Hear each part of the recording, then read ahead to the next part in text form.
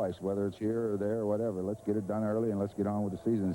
The problem is that we've had 6 months to talk about it. It's finally here, and let's get it solved. Ron, thanks for your time. Good luck tonight. Okay, Scott. And to describe the proceedings at Commonwealth Stadium tonight, a man who's had 33 years of calling CFL games, and a former Eskimo great who's got his name on the wall of fame in this stadium. Dan Kepley is standing by with Don Whitman. Thank you, Scott. Hi, everybody. And we are indeed delighted to welcome three-time Shenley Award winner Dan Kepley back to the broadcast booth. And Kep, from what I've seen of your golf game, I can report a complete recovery from your illness of last fall. Well, I tell you, when you make this statement, I'm just glad to be here. I think I take that to an ultimate zenith level at this point, but I really am very, very thankful to be here. I'm thankful for the support that CBC gave me and the people across Canada. And let's play football. It's time to get on with the season. Let's talk about football. Tracy Ham comes back wearing an Argonaut uniform. Can he perform the same magic here at Commonwealth Stadium in his first game as an Argo as he did when he played with the Eskimos? Well, he knows the stadium very well, and any time in an athletic career that you get traded away from a team, you want to come back and show them that they did something wrong. They made a mistake by getting rid of you. So I think the resentment factor that Tracy may have is going to play a big effect on the game tonight, but he's still got to stick with the game plan because Mouse Davis has a very complicated offense to run in that run and shoot. After making the deal that sent Tracy Ham to Toronto, the Eskimos reacquired Damon Allen, initially into the CFL as an Eskimo in '85. Then Allen went to Ottawa, to Hamilton before coming back here. Can he make things happen the way the Eskimos hope he will? Well, without a doubt, I think he has the ability. We're seeing probably two of the best athletes on the field at the same time tonight in that quarterback situation.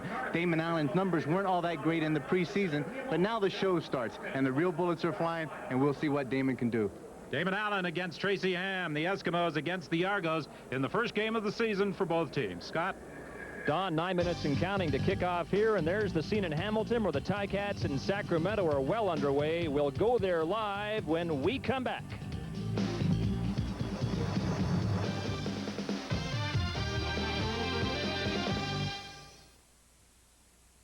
Introducing Ambi, the world's only left-handed vinyl floor cleaner. Color Clean, the color go to kitchen cleaner in 87 designer shades. For greasy stovetops, Cleanatola stain-specific spray, now available in bacon fat. Why complicate household cleaning? New Vim Microliquid is specially concentrated to replace ordinary all-purpose cleaners and spray cleaners. Concentrated Vim Microliquid, the only all-purpose cleaner. Introducing beef-flavored Squirt and Scrub, the pet-friendly toilet bowl cleaner. The perfect day is on the beach. Yeah, Dad, a big beach. That's cool, and there's water slides. No, I go to the biggest amusement park around. What a ride! And what about a relaxing deep-sea adventure show? On a submarine, that's it. And I do love a great game of golf. I'm gonna golf. Hey, Dad, Mom's shopping. You know, the sales. You and I should check out the sales. Let's eat. Yeah, let's get a little something special. Dad, let's see a movie. Well, there's always tomorrow. Why don't we get some sleep? In a theme room. The perfect day is at West Edmonton Mall.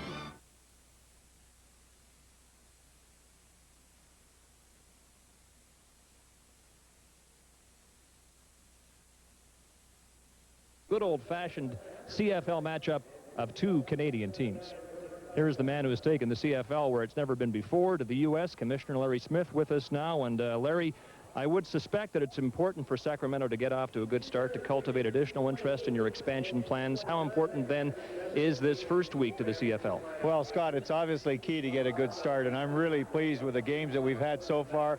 Every game's been exciting. It's been close. It's been wide open, unbelievable plays, and, of course, Sacramento's done very well in its opener, and they are competitive. I know your position on the talent of Canadian players. You've stated it over and over again. You think they can hold their own with Americans, but would you not at least acknowledge that Sacramento, with a huge talent pool to draw from, no roster restrictions, has a decided advantage? Absolutely not, Scott.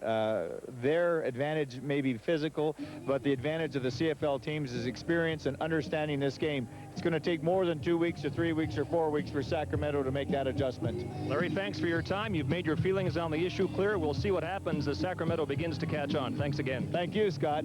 Sacramento played its first game in Ottawa on Wednesday night, and tonight, as we speak, they're playing their second game of the CFL season at Iverwind Stadium at Hamilton. Let's go there now and check an early highlight. Don McPherson, the quarterback for the Ticats. He's their #1 signal caller just into the first quarter. He hits Earl Winfield with the touchdown pass, and so the Ticats in front of 23,000 fans, and is not that good news. Take the early lead now in the second quarter, and the Ticats holding on to the lead by a converted touchdown over the Gold Miners. Well, there was a widely held belief that Sacramento would take some time, a fair amount of time, to catch on to this uniquely different CFL game. But could it be that early in this CFL season, very early, the Sacramento Gold Miners are proving that football, 3 or 4 downs, is just football? As soon as the league awarded the Sacramento franchise, the new owner sought to diminish fears it was the beginning of the end of the Canadian game. We like your game of football. We like it very much. We don't plan any rule changes at all. We don't even think that way. The Gold Miners are playing by the rules, but their roster is different, stocked entirely with American players. When the team opened training camp, it designated David Archer as its starting quarterback. He and a collection of Americans from small and big colleges embarked on a CFL cramming session for 9 days before they went north to play their first preseason game. There was but one Canadian trying to make the team, and he retired before training camp broke. About to face the Bombers in Winnipeg and not sure of how to execute on a wider field with an extra man, the Gold Miners were understandably uneasy. Come on. Good job. Good job, baby. Good job. You got to hit harder than that. You got to hit harder than that, kid. We'll get better, baby. We'll get better. It was billed as Canada against the U.S., and the Miners, thanks in part to Bomber quarterback Matt Dunnigan getting thrown out early, won. We have a lot of things to learn, and fortunately we got another preseason game to work things out. I'm pleased, certainly, that we won a ball game, that we played well enough to win a ball game, that we got a feel for the game, that type thing. The Miners went 2-0 on the preseason when they beat BC in Sacramento, so by the time they got to Ottawa for their first ever regular season game on Wednesday, the warning signs were up. Look out for the Americans. The pressure was on Ottawa not to let a brand new All-American team beat the Riders at their own game. As a Canadian playing this league, all we ever do is face Americans. It's nothing new for us, you know. For the first time in CFL history, they played 2 national anthems, and this seemed like it was more than a football game. Sacramento held its own to the delight of the radio audience listening in Northern California. Archer again out of the gun. With time. Looked it up. This time for Boyer. He's there. He's got it. Touchdown, Sacramento. Willie Boyer. In the end, Sacramento couldn't handle the mobile blitzing defense of Ottawa and lost, preserving CFL pride. Not that the exclusively American team was ever concerned with that. A game is a game is a game. Canadians are good ball players as well as Americans. It's not us against them. It's the Gold Miners against whoever we play. It's not country against country. And tonight, Sacramento nicely into its second game at Ivor Wynne Stadium in Hamilton, where we're joined by Tom Huskins, the Sacramento general manager, standing on the sidelines at Ivor Wynne. Tom, tell me, do you think your team is catching on to the CFL game faster than maybe even you thought it would? Well, we're really quite pleased with the way the players have been picking up on the rules and have been playing. I think our biggest adjustment is in the tempo of the game. And since we've been here in July with all the heat and humidity, we're some pretty tired people out there, especially on defense. But we've done real well, and we're happy with the way we have adjusted. It's been pretty good so far. Fair enough. Now, Tom, many believe that when the Gold Miners catch on to the nuances of the CFL game, that you will be dominant. Do you believe it to be possible? Well, I think that when we catch on to the nuances of the game, we'll be more competitive. Don't forget that we're still a team that has an 0-1 regular season record. We're playing with 37 rookies right now, and it's going to take us a while. I'll tell you, we are very impressed with the pace of the game and the way the Canadians play the game. It's been an enlightening experience, and I think that as the season goes on, we will improve and we will be competitive. Quickly, Tom, an update from Ivor Wynne Stadium. Still 7-0 for Hamilton? It's still 7-0, but I'll tell you, we're going to own the second quarter tonight. All right, Tom, spoken like a true general manager. Thanks for your time. We'll see you next week in Sacramento when you host Doug Flutie and the Calgary Stampeders. Okay, Scott. Thank you. Well, here in Edmonton, kickoff now less than 2 minutes away. It's football weather, cold and wet in Edmonton for 2 weeks running, but it's dry tonight. A gorgeous evening. The Eskimos and Argonauts begin their seasons when we come back.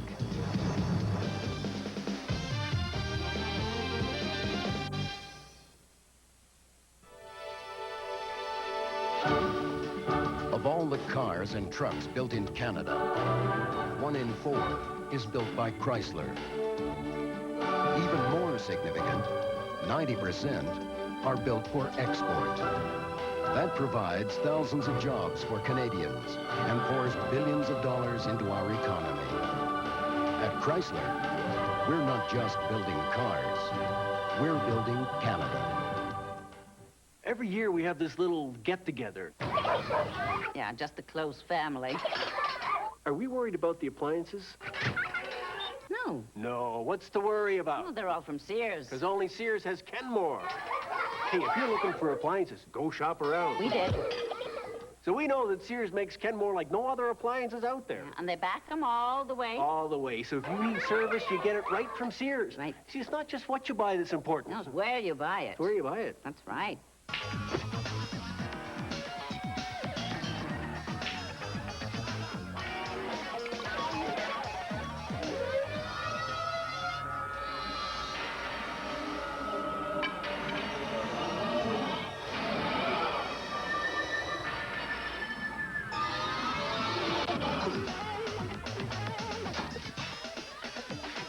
Hey, all you need is you.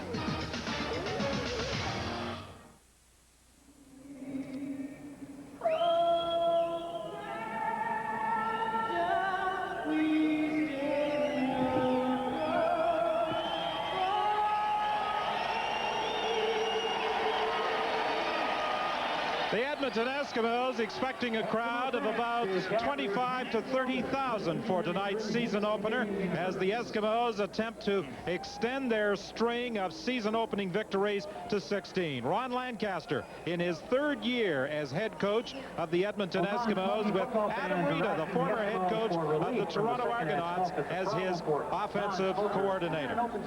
On the other side of the field, of course, Dennis Meyer, who took over for Adam Rita in September of last year, is in his first full year as head coach of the Toronto Argonauts, and he too has brought in an offensive coordinator, Mouse Davis, the man who is credited with really developing the run-and-shoot offense. Got a good chance to look at Mouse Davis at 1982 when he first came up with the Toronto Argonauts. Brought in that run-and-shoot with guys like Conrad Holloway, Terry Greer, Metcalf was in the backfield. And again, he does extremely well, and you see how good he does with Tracy Ham at the helm. Michael Clemens taking the ball at the 15-yard line on the kickoff return, and he is going to be surrounded and down at the 25. Willie Pless was the first to make contact with him. A 59-yard kickoff, a 9-yard run back. Tracy Ham, wearing number 1, leads the Argo offense onto the field. These are the people he will be working with, a core of receivers, 3 of them new to the CFL, Hazard, Lewis, and Clark along the offensive line. A lot of changes there for the Argos as well. Lots of changes up front, as you said, Don. The main thing is Tracy's got to release that ball quickly. It's up to him to get good, quick reads in this run-and-shoot offense. Dumping it off very quickly, and Warren Hudson gets the first down as he takes it out to the 44-yard line. The Edmonton Eskimos opening the game with 6 defensive backs. This was a change Ron Lancaster indicated they would go with in an attempt to stop the run and shoot. Jed Roberts was slated to line up as a defensive end, but instead they have moved Melvin Hunter up, and they have brought Dan Parrish in as an extra defensive back. So they start that way with 6 DBs. First and 10. Tracy Ham can run very well as he proved the year he established the CFL record. He loses the football, and the Argos apparently have got it back. Tony Woods came over to make the tackle. Tracy Ham set a record for yards rushing for a quarterback, 1,096 yards in 1990. And Dan, as Ron Lancaster said yesterday, he doesn't want Tracy Ham running with the ball tonight. The main thing, get it up, let him throw the ball, not run with the ball the way it is. And to offset that, what he has done is set a spy in motion. Willie Pless will be keen on Tracy Ham wherever he goes, and hopefully he will not get any big running gains. Willie Pless, the linebacker, will be skating, flowing back and forth across the line of scrimmage with Tracy Ham. Tracy Ham's in some trouble, and when he is scrambling, he is most effective. This time, no running room, brought down by Larry Ruck. Stopped by Larry Ruck. Mouse Davis, talking about Tracy Ham, said he did a fine job of picking up the run and shoot. Mouse has spent a lot of time working with him. It's something of a complicated offense, but something that isn't really all that radical in the CFL. It's not really radical. It's not something that is just being introduced. Like you said, Mouse Davis brought this back in 1982, had great success with it. People have used different versions of this all over the country in the past 15 years. He picked it up back in the 1920s when it was first started in the States. It relies mainly on a three-step drop, and Tracy Ham from that three-step drop was looking deep for Robert Clark. He was being covered by former Argo Ed Berry with help from Doug Parrish, the extra defensive back who came into the game. So after moving the ball from their own zone from the 25 where the series started, Tracy Ham is forced to head to the sidelines as Hank Olisic comes into the ball game to handle this third down punt. Olisic's instructions from Coach Dennis Meyer: don't kick it to the gizmo. That's Henry Williams, for those of you who might not be familiar with his nickname. Olisic is going to try and angle it to the sidelines and put it out of bounds, but Gizmo is going to field it at about the 7. He won't get much further than the 9-yard line. Stopped there by Ken Benson. A 46-yard kick, a 7-yard run back. Damon Allen back in an Edmonton Eskimo uniform. Certainly has some of the things that Damon Allen, he felt very complicated with this offense to begin with during the preseason. And the numbers were not that good for him, but they're really hoping that he comes about and comes into his own tonight, and hopefully that offensive line is going to give Damon Allen enough time to throw the ball. Mike Dumaresque, the main change along the offensive line for the Eskimos. 1st and 10 from the 15-yard line. Allen throwing to the gizmo. They want to get the ball into his hands a lot tonight. Reggie Pleasant came up to make the tackle. That's a gain of about 8 yards. The front 7 for the Argos, a pretty solid group. Dennis Meyer very confident in the play of his 2 defensive ends, defensive tackles, and linebacking core. He isn't really sure what he can expect from the secondary. Little question, basically three rookies starting in that secondary, but that front 7 can compete with anybody in the CFL right now. Short yardage offense is in there. Penalty flag in the play. Blake Marshall, the ball carrier, he will have a first down, but there was a penalty flag. Ken Lazaruk is the referee in charge of tonight's game. The penalty call against the Toronto Argonauts. Offside, Toronto, the whole defensive line, first down. I like that call, the whole defensive line. Not just one guy, everybody lined up. So maybe it's a new ploy by Coach Myers over there. Everybody lined up, get in parallel right now. Maybe they can't tell whether you're giving a yard or not. So with the 5-yard penalty, it is 1st and 10 for the Eskimos. They are at their own 28-yard line. 2 receivers wide right. Damon Allen pumps that way, throws over the head of Jim Sandusky. Antoine Worthman had moved up to cover on Jim Sandusky. 5 times Sandusky has been a 1,000-yard receiver in the CFL. The Sandman is absolutely devastating out there. He just lulls you to sleep. He's got really sneaky kind of speed, and the next thing you know, he runs great routes. He's like another Edmonton Eskimo that's up on that wall, Brian Kelly. Runs excellent routes, and the next thing you know, when he lulls you just to sleep, he's by you for 6 points. Think a former quarterback teammate with the BC Lions, Roy DeWalt, gave him the nickname of the Sandman because he lulls defensive backs to sleep. Damon Allen is being pursued by Rodney Harding and Ken Benson. He throws to the sidelines, and it's over the head of Jim Sandusky, and the Eskimos are forced to send out their punting unit. Damon Allen is going to take some time to adjust to the Edmonton offensive scheme. He was saying it's a new offense than what he was used to in Hamilton last year. Adam Rita, of course, bringing his offensive plans over to the Eskimos that he used with Toronto. Well, it is one of those kind of things. You think you're going to take time, but that's what the training camps are for. That's what the exhibition season is for, as short as they may be. Now, when you get into this, there's not much taking time here. You've got to come out here and perform. If not, there's somebody looking over your shoulder that's really ready to step in. That could be Ricky Foggy or Tom Mickey in this case. Pinball Clemens doesn't get an opportunity to return the kick by Glenn Hopper. It goes out of bounds at the 45-yard line. Now ready to launch the 1990. When it's time to kick back, what Eat More gives is dark, chewy toffee loaded with peanuts.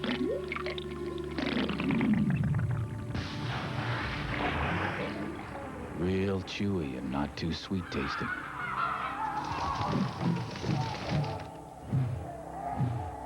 So what Eat More takes is time. Eat More. It's a real long chew. Bonjour.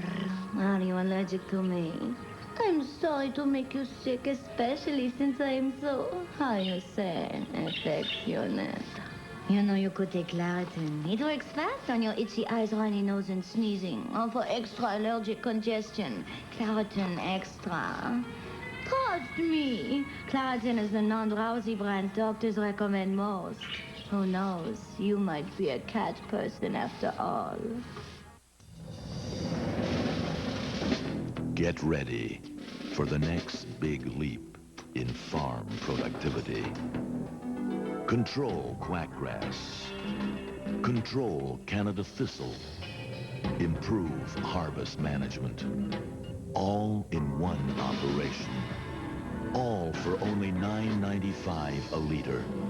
New Roundup herbicide. Pre-harvest. It's taking off.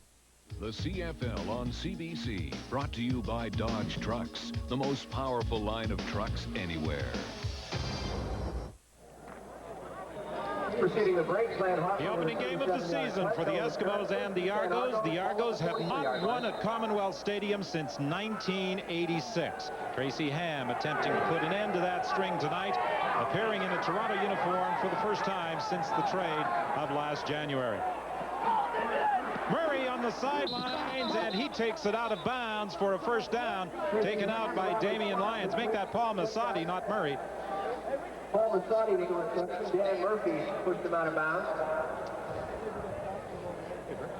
Tracy does a good job. Now, this is the one-man side. It's an isolation out there with Masadi all to his own. And what he does, he creates some separations between he and Damian Lyons and able to come back to the ball. Lyons didn't even see the ball, and Masadi was able to make the reception. House Davis impressed with the way Masadi has picked up his offensive scheme.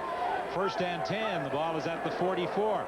There's the toss to the pinball, and the pinball is going to pick up about 7 before being stopped by the corner, Damian Lyons. I think through the course of preseasons, we've probably seen Toronto run the ball maybe 10 or 12 times in total. But they do have to run the ball just enough in this thing to keep the Edmonton defense. Tracy comes down the line. Melvin Hunter coming across real quick, and Tracy with that quick release pitches it back to Pinball. Pinball's got that exceptional speed. You want to get him outside and see what he can do. Asadi goes wide to the left. Clark comes to the right.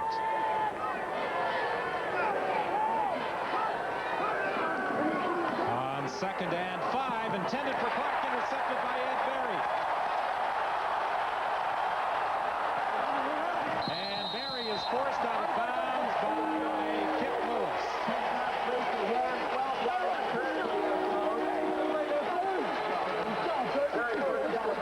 And there are on occasion going to be miscues with that offensive scheme because it is so important for the receiver and the quarterback to be on the same page. Absolutely, because right now it depends on what Tracy sees and what he reads. He's going to throw the ball. Every time that receiver comes off the line, he has to read the defense, and from what he thinks and what he sees, he's going to run the described route. This case, the route was there. The throw just wasn't there. The throw was high. Ed Berry makes the interception. Big play for a Toronto, ex-Toronto defensive back. Michael Souls stopped right at the line of scrimmage. As a matter of fact, he may have been forced to lose about a yard by Harold Hallman. Ed Berry comes up with the interception. He was second in the CFL last year with 9 interceptions for the Toronto Argonauts.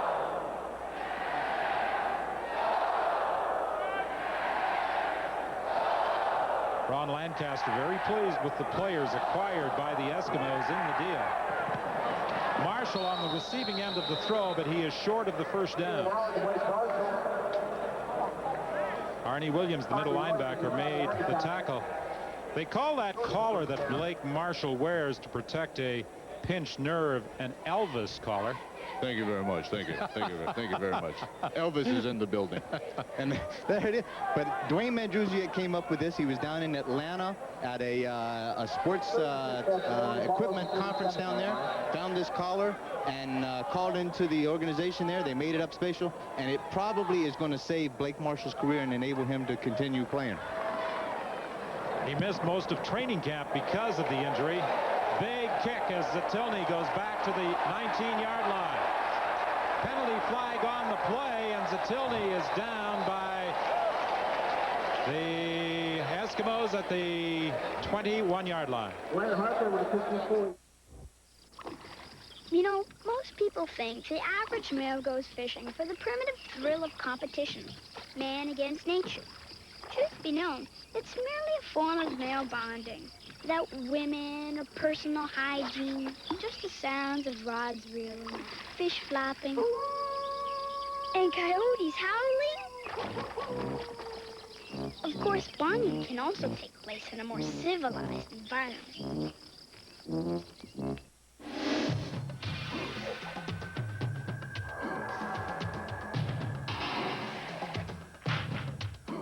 Quote, a mid-sized Dodge Dakota with optional 230 horsepower Magnum V8 outpowers, outhauls, and just plain outpulls even full-size 5-liter V8s from Ford and Chevy. Unquote. Dodge trucks with Magnum engines, the most powerful line of trucks anywhere.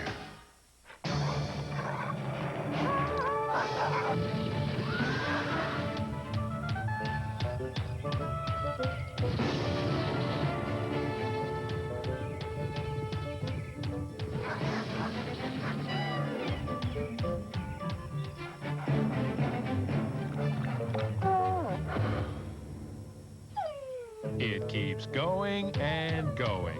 Energizer, absolutely nothing lasts longer. Well, the Edmonton Eskimos are relying on an equipment innovation to protect Blake Marshall, the best running back in the game, some would say. This season, equipment manager Dwayne Mandrusiak, as Don and Dan were saying a moment ago, found these shoulder pads in the U.S. They've got what is called the Elvis collar. Doesn't allow Marshall's neck to go too far back, and it limits possibility of that dreaded burner that cost him 8 games last season. Those pads actually just went into production, and Marshall has the first pair in North America, and as Dan was saying, because of it, he's playing with renewed confidence. Don? And Marshall was also saying he doesn't mind them calling it an Elvis collar as long as they don't try and put frills on his uniform. Tracy Ham is down by Leroy Blue.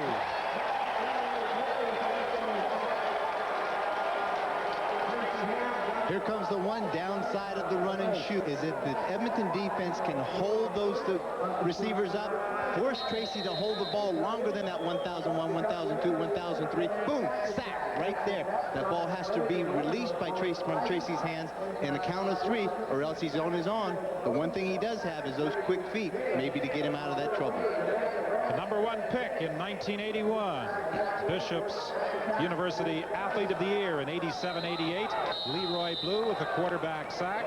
Time count violation charged against the Argonauts.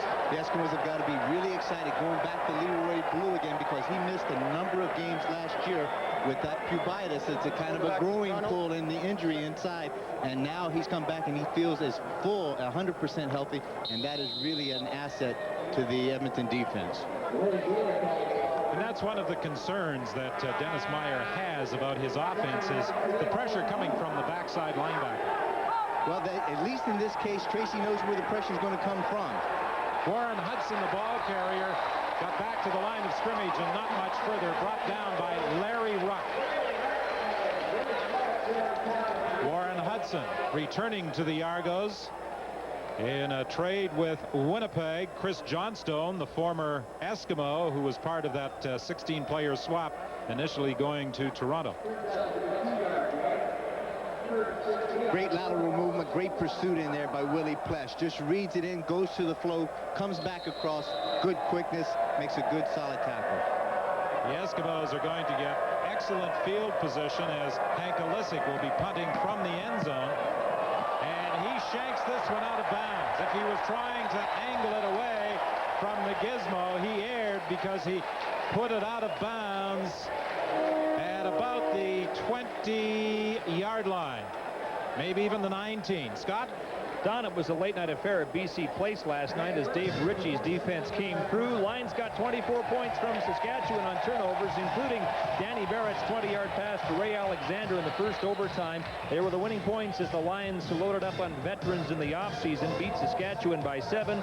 On Wednesday, Sacramento fought back twice from 14-point deficits, but lost to Ottawa, and the week began with the Bombers' defense getting whipped by Doug Flutie and the Stampeders. The Gizmo on a reverse. He can't get away from Antoine Worthman, who did an excellent job moving up from his defensive back spot to make the tackle. The Statue of Liberty play, they're trying to get the ball into Gizmo's hands because obviously he's excitement. He can make a lot of things happen to the credit of this Toronto defense. Vincent right there. Coach Meyer said yesterday he can only get better and better and better. They're very excited about having this guy run the show in the middle for the Argonaut defense. And the Gizmo is very excited about his increased role as not only a kick returner this year with the Eskimos, but also as a pass receiver. Damon Allen for Sandusky, touchdown!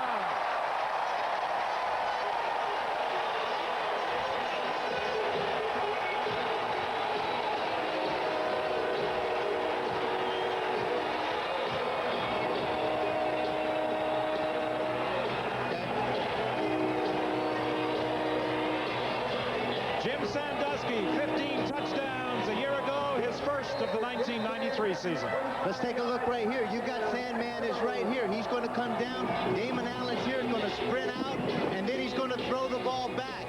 Come back, and then it's going to be wide open as Damon's going to look to the front side, take a look, looks the safety off, then all of a sudden, boom, good corner route, comes back, throws it to the Sandman into the corner right at the flag, 6 points.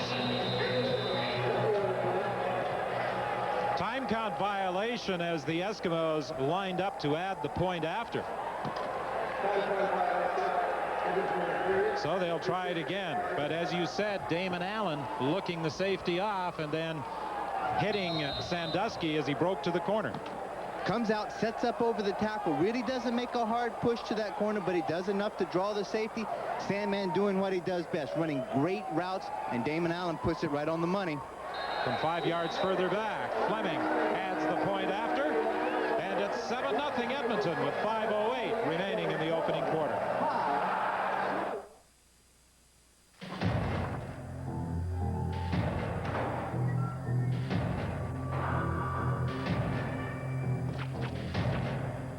Quote, a Dodge Ram pickup with a Magnum Cummins diesel has the power to out-torque, out-pull, just flat outwork Chevy and Ford diesels, unquote. Dodge trucks with Magnum engines, the most powerful line of trucks anywhere. Now, when life turns up the heat, there's Degree Antiperspirant.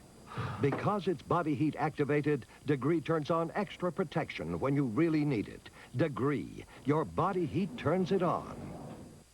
The perfect day is on the beach. Yeah, Dad, a big beach. That's cool, and there's water slides. No, I go to the biggest amusement park around. What a ride! And what about a relaxing deep-sea adventure show? On a submarine, that's it. And I do love a great game of golf. I play golf. Hey, Dad, Mom's shopping. You know, the sales. You and I should check out the sales. Let's eat. Yeah, let's get a little something special. Dad, let's see a movie. Well, there's always tomorrow.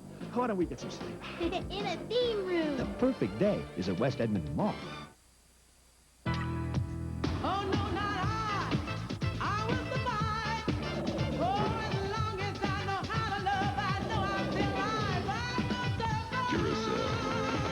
Can't top the Conquer Top.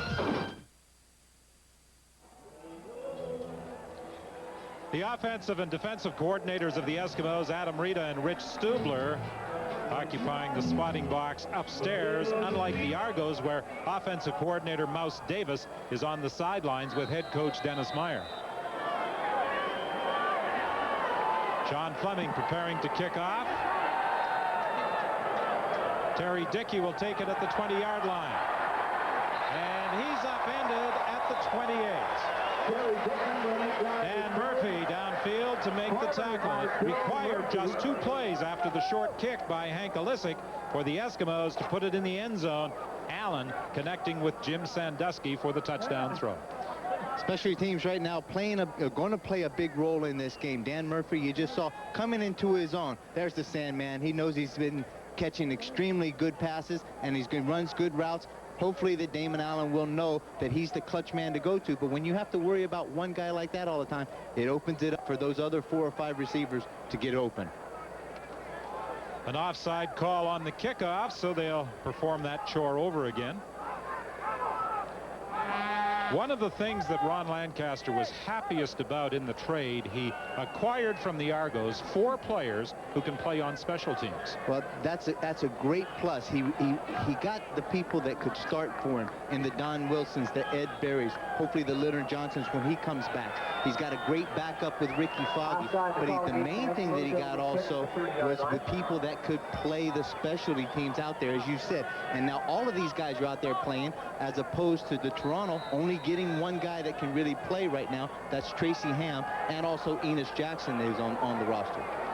Bruce Dixon and J.P. Escuerdo, 2 other members acquired in that trade, who, in addition to their backup roles, are on special teams. The pinball on the kickoff return, and the man who established the league record of 3,300 all-purpose yards is brought down at the 29. Doug Parrish made the tackle. Well, Dennis Meyer said with the run and shoot, we'll either execute it right or we'll execute ourselves. Well, it's pretty black and white right there. I think, which part don't you understand about this sentence? Dennis Meyer knows that this takes, everything has to be performance. You have to execute out there, and he knows in this typical kind of offense, everything keys on Tracy Ham. Basically, Ham tries to take a 3-step drop and unload the ball quickly. Here's the pressure. Tracy Ham's in trouble. Jed Roberts brings him down for a loss back at the 24-yard line. The initial pressure from a blitzing Glenn Rogers. Great setup again. What they were trying to run with that little shovel pass inside the Hudson. Edmonton defense was going to have nothing to do with it. There it's going to be right there, and you got a good pressure off the corner by Don Wilson coming, but then you see Jed Roberts, great speed, good angle to be able to get Tracy down on the ground. Jed Roberts, who did not start the game as the Eskimos went with a 6 defensive back package, but he's now in the ball game.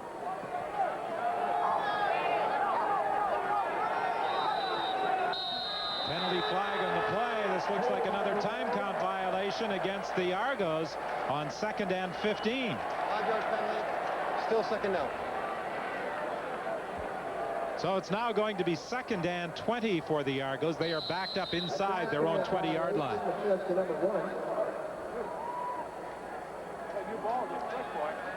3:52 is the time remaining in the opening quarter. 7-0. The Eskimos lead it on a touchdown throw from Damon Allen to Jim Sandusky.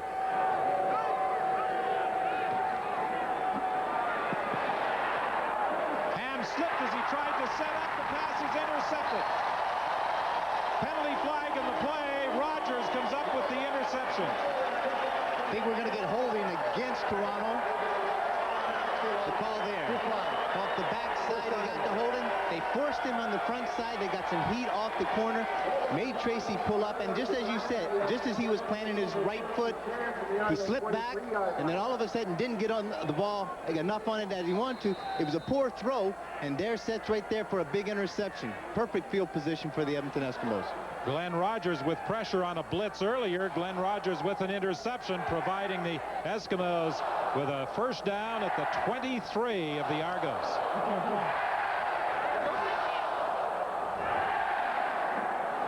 Damon Allen is flushed out of the pocket for the Gizmo, and the Gizmo is stopped at the 20-yard line. Jonathan Wilson takes him out of bounds. Rogers initially came to the Eskimos wearing number 29. Then when he found out 26 was available, he asked if he could have that. Glenn Rogers Jr., his father, wore that number. Isn't that something? And then Dwayne Mandruzzi, the equipment manager, called Dave Cutler to find out if it was okay if he could wear it. Cutty said, fine, that's okay. Dave Cutler, the former Eskimo kicking star who wore number 26.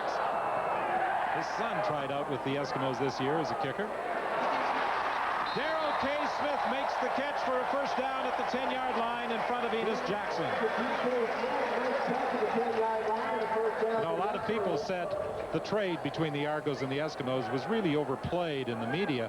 But Darrell K. Smith is one who said he took it personally. Well, I think he did. In this case, you know that once you have been the leading receiver for a team for as many years as Darrell K. was, and then all of a sudden that you are become expendable, Damon gets a little shot right there, but he stands in the pocket to hit. Then all of a sudden you do take it personally. Darrell K. Smith one-hands it for a great catch at the 5-yard line. And, of course, he gestures towards the Argo bench. Well, if anybody in this league knows Darrell K., he's not that quiet, shy, timid kind of fella. He pretty well tells it the way it is, and you can appreciate that. He's a guy that if he's going to write a check with his mouth, he's going to make sure that he can go out there and back it up. A one-handed catch taking it down to the 5-yard line as the Eskimos send in their short yardage offense on 2nd down from the 5.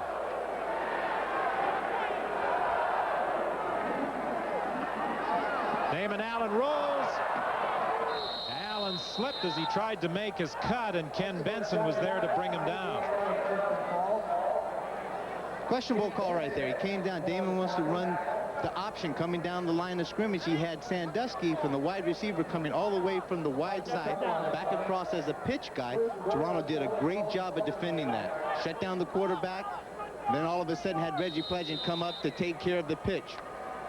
We saw Tracy Ham slip earlier. It rained quite heavily yesterday in Edmonton, and they have had a fair bit of rain over the last couple of weeks, and obviously the field is still wet and slippery. Damon Allen slipping and falling in front of Benson. Penalty flag in the play as Sean Fleming puts it through the uprights. It appears to be offside Toronto. And that's the signal from referee Ken Lazaruk. And if it is, then it comes down to a big choice right now by Coach Lancaster to see if he actually will go for it. The fans want him to. Between 25 and 30,000 at Commonwealth Stadium imploring Ron Lancaster to send out the offense. They want the Eskimos to go for it. Sean Fleming indicating to the bench just how far they've got to go, or they could also waive the penalty and take the 3 points. Toronto number 2 declines. And that's the decision that Ron Lancaster has made. I think that's a pretty good decision. If you've got points on the board, why give them back? Well, you know, we said this last year, you and I not being gambling kind of people, we would have probably gone for it 3rd and 20 if it got inside the 20-yard line there. But again, this time he wants to make sure it's very early in the season. It's very early in this game. Let's take 10 points. Let's get out there. That at least constitutes that Toronto has to score twice to overcome that 10-point lead. 10-0, the Eskimos leading with 1:17 remaining in the opening quarter. The Argos will scrimmage 1st and 10 from the 35-yard line. Very important for Tracy's confidence and the offense confidence that something gets happening fairly quickly here that they can start to build on. There's the 3-step drop. He'll pass inside to Hazard. He's got it to midfield. Tracy Ham with a quick hitter. Ed Berry put the hit on Hazard, and Hazard is not going to get up very quickly. Made the tackle for the Eskimos. Hazard, inside receiver out of the University of Houston. The Houston incorporates the run and shoot offense just as Mouse Davis has drawn it up. So he is one of the 3 receivers that has some experience in reading these defenses and the run and shoot. And as Hazard receives some assistance, let's go down to the sidelines and bring in Scott. Okay, Dom, one player we used to talk about a lot when we did Argonauts games, and we've done a few of those over the years, but we have not mentioned tonight, and for good reason, is the Rocket. Of course, the reason is he's gone to the Los Angeles Raiders. Presumably, that in itself is old news. What is news is how the complexion of things have changed here on the Argonaut bench and in practices. Most of the players I talked to felt there were 2 sets of rules for the Argonauts last year. One for the Rocket, who was often late for meetings and practices and wasn't penalized accordingly, they felt, and another set of rules for them. Now the rules, they say, are the same for everybody, and much more sedate, I find, on the Argonaut bench tonight. Perhaps it's helped the organization. Don? Pass complete, and this is going to be a gain of about 8 yards. Terry Dickey on the receiving end of the throw, taken out of bounds by Dan Murphy. 9 yards to gain on the play. Tom Mickey last year on August 20th drew the starting quarterbacking assignment for the Eskimos against the Toronto Argonauts. The Eskimos disguised an injury to Tracy Ham right up until game time. Tom Mickey is surprise starter, but he performed well, leading the Eskimos to victory. 31-12 the score in that game. Tracy Ham on second and short keeps the ball and gets a first down.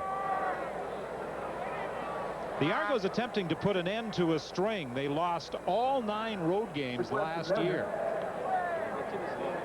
Mentally, it's got to have some effect on you at some point in time but last year is last year. There, as you say, there's a lot of changes. There's a lot of people gone. There's a lot of new things happening in there, and the past will remain the past. They have an opportunity right now to change the future and to change what is current, right? And again, to come out here and win with a new offense.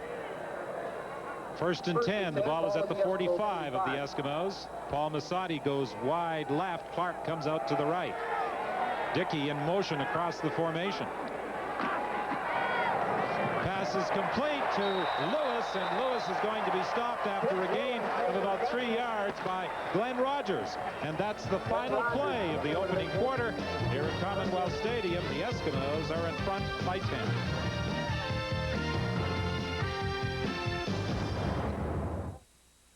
Over 250,000 Canadians have already called us to find out how to save. The company they're calling is Unitel, and the savings just got better.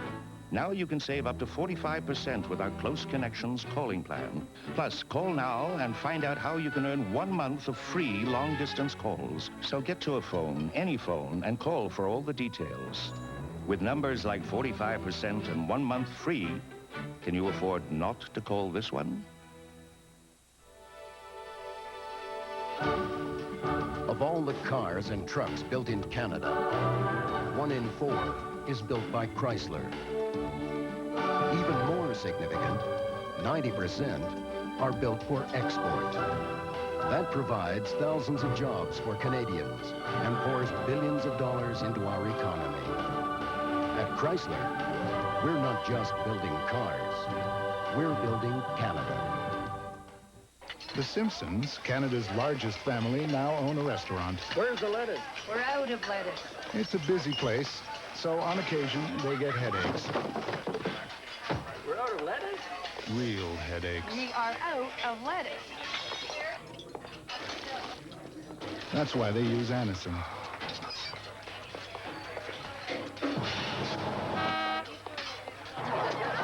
Anison, strong enough for your worst headaches. The CFL on CBC, brought to you by Dodge Trucks, the most powerful line of trucks anywhere.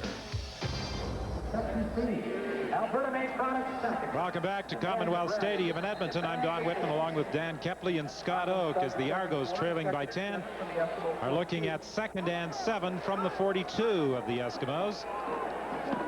Pass is complete to the pinball, and the pinball makes things happen. Whenever he touches the football, he gets a first down, taking it out of bounds at the 25. Statistically, the Argonauts had 84 net yards in the opening quarter, but a short kick led to their touchdown, and an interception led to the field goal. And in terms of possession, the Argos had the ball for 8:02 of the opening quarter as opposed to 6:58 for the Eskimos. So, Whit, if you take a good look at that, that's -9 right here in yards rushing for the Eskimos. When you've got a guy like Blake Marshall and Michael Souls in the backfield, Coach Lancaster stressed yesterday, we have to be able to run the ball. And that's one thing that Damon Allen has to do. He's got to get that ball in there, start running it a little bit more to help establish that passing game and possibly buy him some more time. Blake Marshall lines up at the running back position along with Michael Souls, and this year the Eskimos did not bring in an import running back or fullback. They had decided going to training camp that a Canadian would occupy both positions, and there they are, Souls and Marshall, backed up by Brian Walling. Well, if you look at the majority of the way the offenses are going these days, run and shoot here in Toronto, then all of a sudden you're using the six-pack with Doug Flutie down in Calgary. These guys are almost becoming unicorns and obsolete, the old war horses. But the Eskimos are going to stick with them, and I think it's a very integral part of their offensive scheme in running the ball. Chris Schultz is the injured Toronto player, the veteran of the Argo offensive line. It's the weekend, and this man has lost his traveler's checks. And so has he. He bought the first traveler's checks he was offered, while this man insisted on American Express. So while this man would get a refund, but not quite yet, he just called the people at American Express, while he had to be patient. American Express can hand-deliver your refund to over 600 million locations around the world, virtually anywhere there's a phone. American Express traveler's checks. Insist on them. 6'8", 275-pound Chris Schultz is helped off to the Argo bench, favoring his knee as Bill Henry takes his spot at offensive tackle. 1st and 10 from the 25-yard line. Handoff inside to the pinball, and he will be close to another first down to about the 16-yard line, tackled there by Larry Ruck. We take a look at this time. This is the first time that Warren Hudson had actually waggled outside and then left Mike Clements inside. Maybe a definite key for the running situation. Then they run the handoff back inside to create some angles of blocking that Edmonton defense. Does the movement of the fullback quite often tip off the run and shoot as to which way it's going? From what I can remember and the way I've talked with some of these guys now, for people out there to keep it simplified, if you follow the fullback, 95% of the time he's going to take you to where the ball is going to go on that side.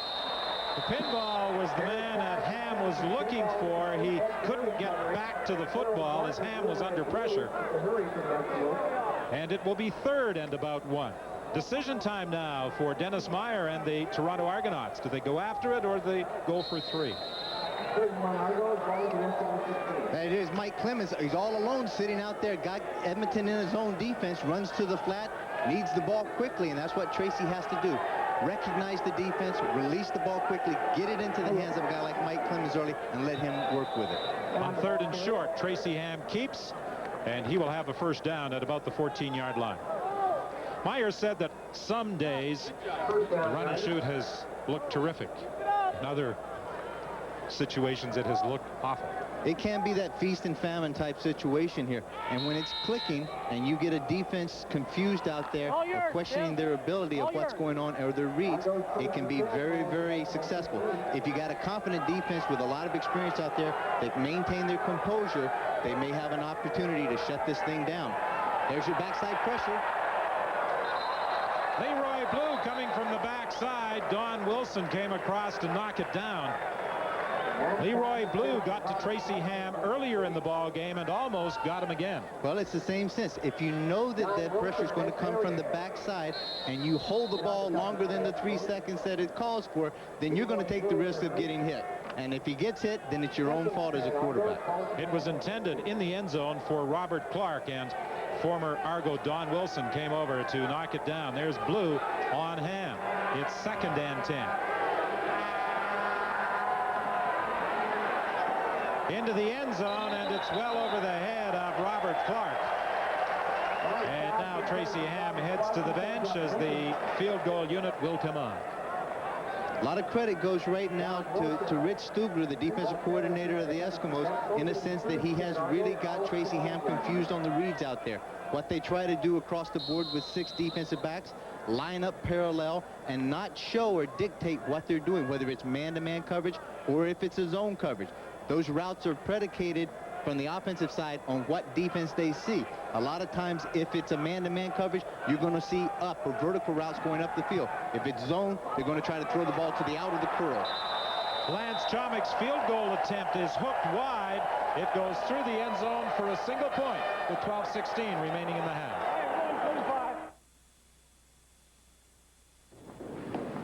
Now, when life turns up the heat, there's Degree antiperspirant. Because it's body heat activated, Degree turns on extra protection when you really need it. Degree, your body heat turns it on.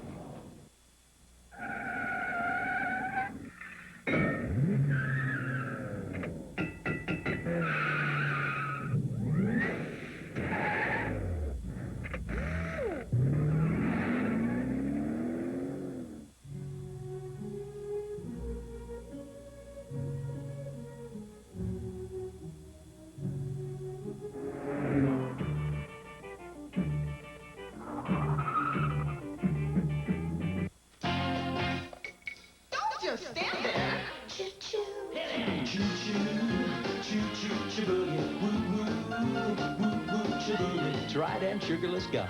We got taste wrapped up. Choo-choo. Don't just stand there. Choo-choo.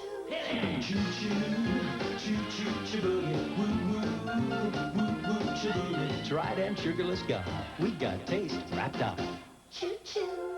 Oh, no, not I. I will survive. Oh, as long as I know how to love, I know I'll be alive. I will survive. Duracell. You can't top the Copper Top. Toronto offensive line was a question mark heading into this season, given that it lost 3 veterans in the offseason. Surely cannot afford to lose Chris Schultz, generally considered one of the best offensive linemen in the league, certainly the Argonauts' best offensive lineman, but he is gone for the rest of the night with a sprained left knee. They've got the brace on it. It's wrapped in ice, and he will not play for the rest of this evening, Don. That'll be a blow definitely to the Argo offensive line. Schultz a fixture there since he joined the team back in 1986. Sandusky makes the catch, puts a move on Worthman, loses the football. It was stripped away from him. The Argos claim they got it. Ken Benson prepared to pull it away, and Worthman comes up with it. Good pursuit by the Toronto defense that time. Sandman comes off the line of scrimmage. Damon does a great job. He's got plenty of time to throw the ball, lays it out there. Most cases it is that the cornerback is going to take the outside away, thinking that that receiver is going to go outside. Workman takes it away, forces him back inside to the pursuit, and there's a lot of hats around making that tackle, causing the fumble. Actually, Worthman was able to recover and make the initial contact with the football in the arms of Sandusky, and then Benson made sure it popped loose, and Worthman recovered. So it's 1st and 10 Toronto at the 54 of the Eskimos. That may have been a little miscommunication involving Ken Winey and Tracy Ham. Usually when a quarterback hits his helmet, as Tracy Ham did, there was a misread on the part of the signal caller. At halftime at Iverwin Stadium with 23,000 looking on, Hamilton leads Sacramento by a score of 10-4. Come on now. And we'll have more on that game for you at halftime.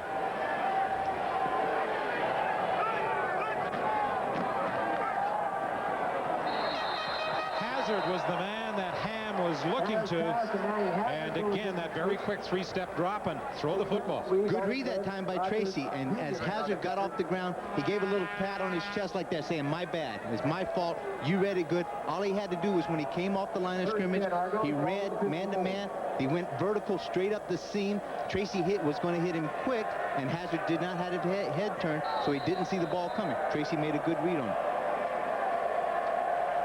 The fans beginning to get on Hank Olisic, who made his CFL debut with the Eskimos at the age of 17 back in 1977 when they played next door at Clark Stadium. 17 years he's been playing. I remember when Hank came into this league and came into that locker room that day. Just a senior in high school.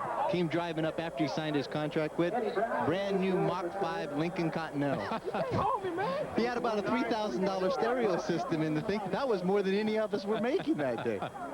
Well, when you're 17 and you get those big bucks. And still going to high school. It would have been tough.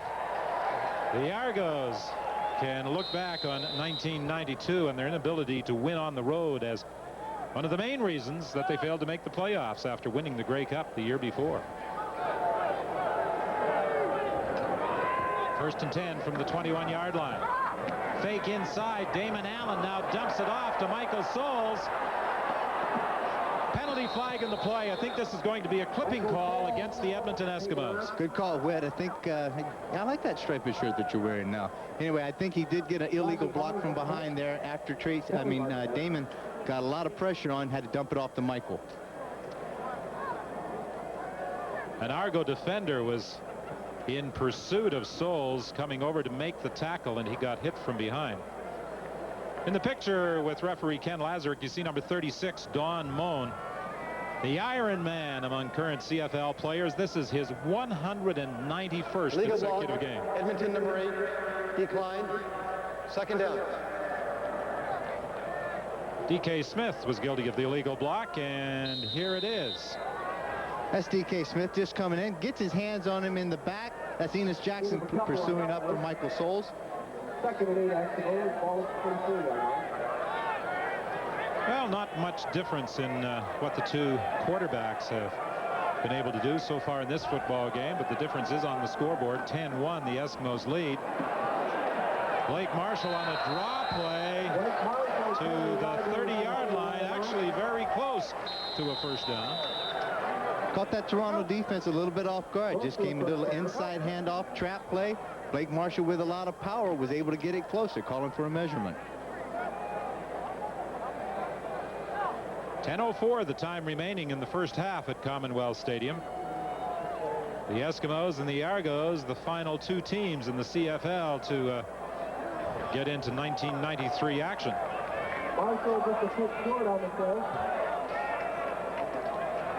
Good blocking up front there. All-star center Rod Knopf just kind of slides off, gets on the middle linebacker Benson, and then lets Hallman go outside. The trap comes in. Good block by Mike Dumaresque on that place to open up the hole for Blake Marshall. Third and short, a full house backfield. Damon Allen keeps, and he will have the first down. You know, we talked about Tracy Ham's running ability.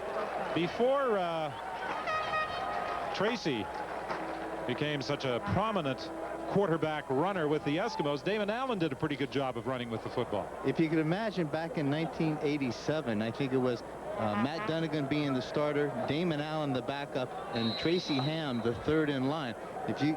Just an incredible amount of talent. You were seeing two of the best scrambling quarterbacks out there. Damon Allen I've always been very, very impressed with. He can't help it. He comes from good bloodlines. That brother of his carries the mail pretty good also. Good quick feet, and he's a pure passer. He ran for 1,036 yards in 1991. He was looking to option out. Then he saw the guy he was looking to wore number 53, Mike Dumaresque, and he changed his mind. Well, those offensive linemen, they would like to get their hands on the ball. Occasionally, he probably had paid Damon a little bit to pitch it back to him. Show some of that fancy footwork that Dumaresque has now that he's a starter. See, now that you're a starter, you're entitled to a certain number of privileges. Dumaresque has replaced Pierre Verchevin on the offensive line of the Eskimos. They tried a hitch screen to the gizmo. He had Eddie Brown up front ready to block for him, but at 5'6", you have to keep the throw down. Well, Damon, the one thing he has to do, now he's a baseball pitcher thing, he better get that low outside pitch going in there, throw the slider to it. And the one thing that they have to be, the Eskimo have to be careful of, as Gizmo takes that hitch back, if he is behind Damon Allen, that becomes now a legal lateral, and then all of a sudden, if they miss that, Toronto can jump on it, run it in for 6 points. Glenn Harper getting set for his third punt of the night. The pinball is waiting for it.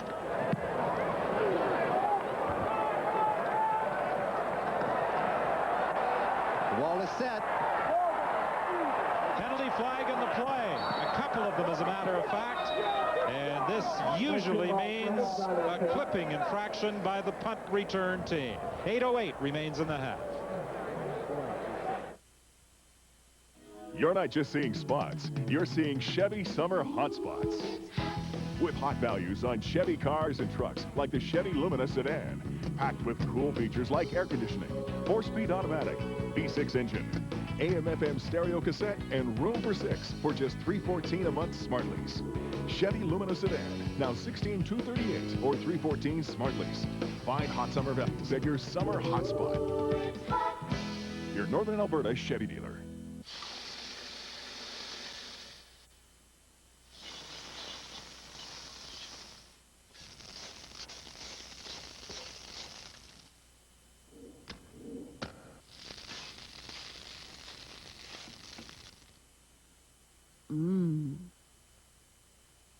Guess where? We want to see you have a good time. Japanese Village.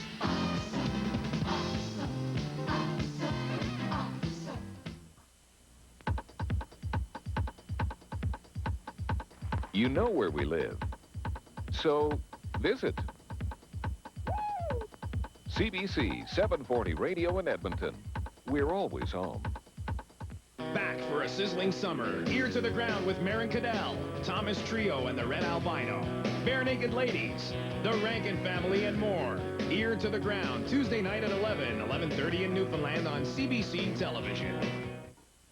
nullified by a hold on a big full break. Argonaut offensive coordinator Darrell Mouse Davis was telling us yesterday he would rely on 2 players who have experience with the run and shoot. Robert Clark, one of them, had him in the States as a player a couple of years back, but Clark came into this game with a bad foot, an arch problem, aggravated it on that incompletion. They took him off on the golf cart, Dom, with Chris Schultz. They say they'll check him at halftime, try and tape him again, but he is not a sure thing to return tonight by any means. Under Mouse Davis with the Detroit Lions in 1992 in that silver stretch offensive scheme. He was the second leading receiver. The toss to the pinball with a couple of good moves. He's got a first down up to the 42-yard line. Willie Pless made the tackle. Not here. The fact is, for that Edmonton defensive secondary, they still have to key in the backfield, particularly when you've got a guy like Mike Clemens there. You've got to watch it. He's there for a reason. Normally, he's not in the backfield. All of a sudden, there's some over pursuit. Murphy goes by, Wilson goes by, and all of a sudden, Clemens uses those quick feet, cut back inside, pick up a big gain. There were times at training camp when Clemens was wondering just how he would be employed in the Argo offensive scheme. Hazard breaks one tackle, and he'll get about 5 or 6 yards. With the reception, hit by the Terminator Willie Pless. Good read by Tracy that time. He catches Edmonton in the zone defense. All of a sudden, they're backing off. Damian Lyons is going over the top. Next thing you know, then he's going to read the out to Hazard. So dumps it to the Hazard, and all of a sudden, he's a tough kid. Makes the catch. He knows he's going to get hit out there, and all of a sudden turns it into about a 5-yard gain.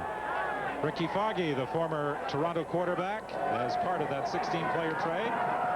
Getting loose in the sidelines, an indication that he may be coming into the ball game. Ken Winey at a wide receiver position, replacing the injured Robert Clark, can't hang on to the Tracy Ham throw, and the Argos are forced to send out their punting unit. Winey, who played in the CFL for a number of years with the Winnipeg Blue Bombers, as a matter of fact, won a couple of Grey Cups with the Winnipeg Blue Bombers. Winey, one of the names that's kind of got lost in that trade also when he came over. You know, he came at the same time that you got Ham, Enos Jackson, Winey, and possibly Ellis, who is on the injured list right now. Good kick by Alyssa. Gizmo waits for it at the 12. He's taken out of bounds by Worthman. Ron Lancaster was telling us yesterday that he'd be very happy if the Gizmo returned 5 punts for a touchdown this year. The Gizmo thinks he can get a dozen. Oh, a little bungalow someplace. You know, your own backyard. Not renting. Right? A bank that understands how hard it is to save for a down payment. Now we can save for a house while using a credit card. Well, it's nice to know we're getting something out of it. I see a barbecue in the backyard. I see a swing set. You're not,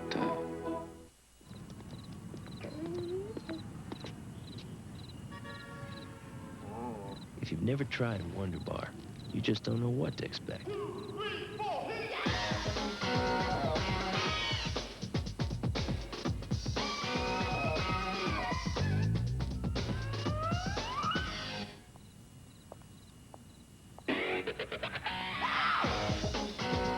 So unexpectedly good, no wonder we call it Wonder Bar.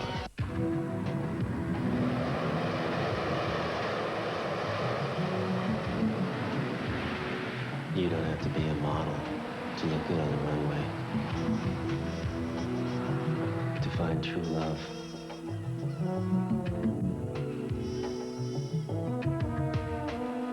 Or to light up the town. The Mazda MX-3 Presidio with the only optional V6 looks good on you. Here's a guy who would certainly like to do something this evening. Ricky Foggy has replaced Damon Allen as the Eskimo quarterback. Last year, 18 touchdowns, overshadowed by 25 interceptions. I think that just shows his youth and inexperience right there, but he did have some great numbers other than his inability to read the defenses. And like the other 2 quarterbacks we have seen so far in this game, Ham and Allen, Foggy is capable of running with the football. Sandusky on the receiving end. And Sandusky, who has scored the game's only touchdown, takes it to the 49 line by Ricky Foggy. He dropped back. Rodney Harding was right in his face. He stood in the pocket, released the ball. He knew he was going to get hit. Sandman's running a deep curl pattern, stood in there. Once he makes the catch, goes up high for the guy. Who says white guys can't jump? Then all of a sudden, then he turns in, makes a good move inside. As you see, Harding's right up in his face. He knows he's going to get it.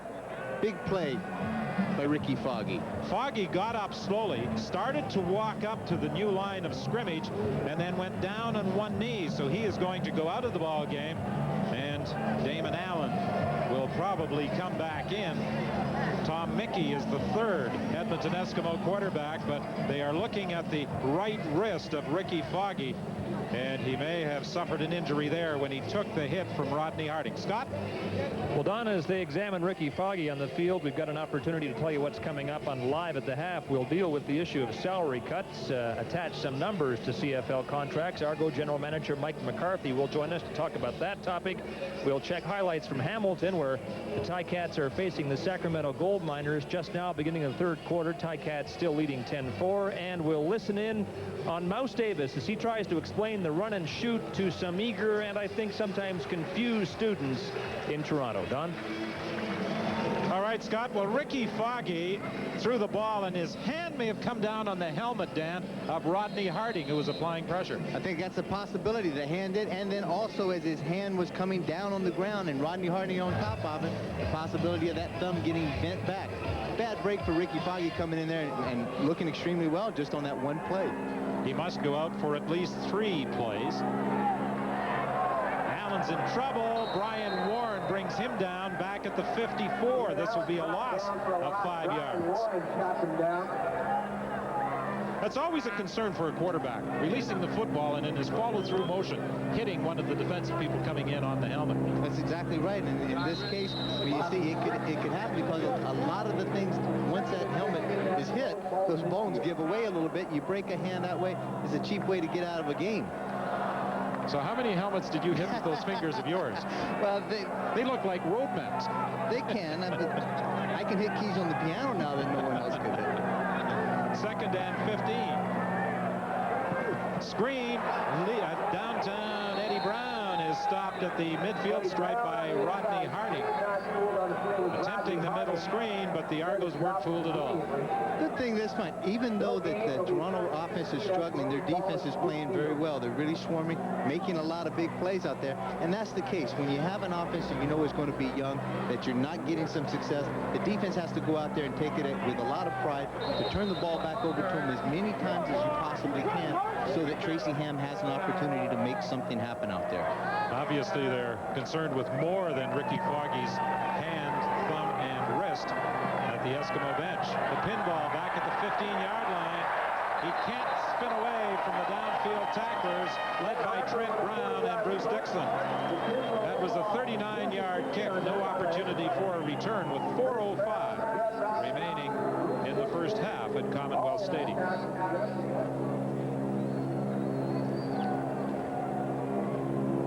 Tracy Ham is going to continue as the Toronto Argonaut quarterback. There was some speculation that Mike Kerrigan might see action in this ball game, feeling that he's quite adept at that 3-step drop that is necessary in the run and shoot. He did a lot of that when he was playing in Hamilton again, and the sense of getting the ball out, getting rid of it quickly because he knows that he couldn't utilize his speed because he has very little. Lyons was defending against Masadi on Ham's deep throw to the sidelines. Lyons got good position on Paul Masadi. Well, for the Eskimos, the good news is that Ricky Foggy is up and throwing again, and we might see more of him, if not in the final 3:46 of this second quarter, certainly in the second half. Ron Lancaster is in a really advantageous position where he's got 3 quarterbacks. He feels very confident that he can put any one of them in. Pass is intercepted. Don Wilson picked it off at the 25-yard line. 2 big plays defensively that we talked about here. Ed Berry with an interception early. Don Wilson, ex-Toronto defensive back, picks up the ball, gets a big interception. Those guys want to show that also defensive players get upset when they get traded. Leroy Blue pressuring Tracy Ham. He stepped up and he threw into not only double coverage, but it looked almost like triple coverage. And third interception of the half is the Eskimos. Tried to force that throw in there. That would have been a play at any other time. Tracy would try to just have to eat it, take it over, and make it second and long. Ricky Foggy is back in at quarterback.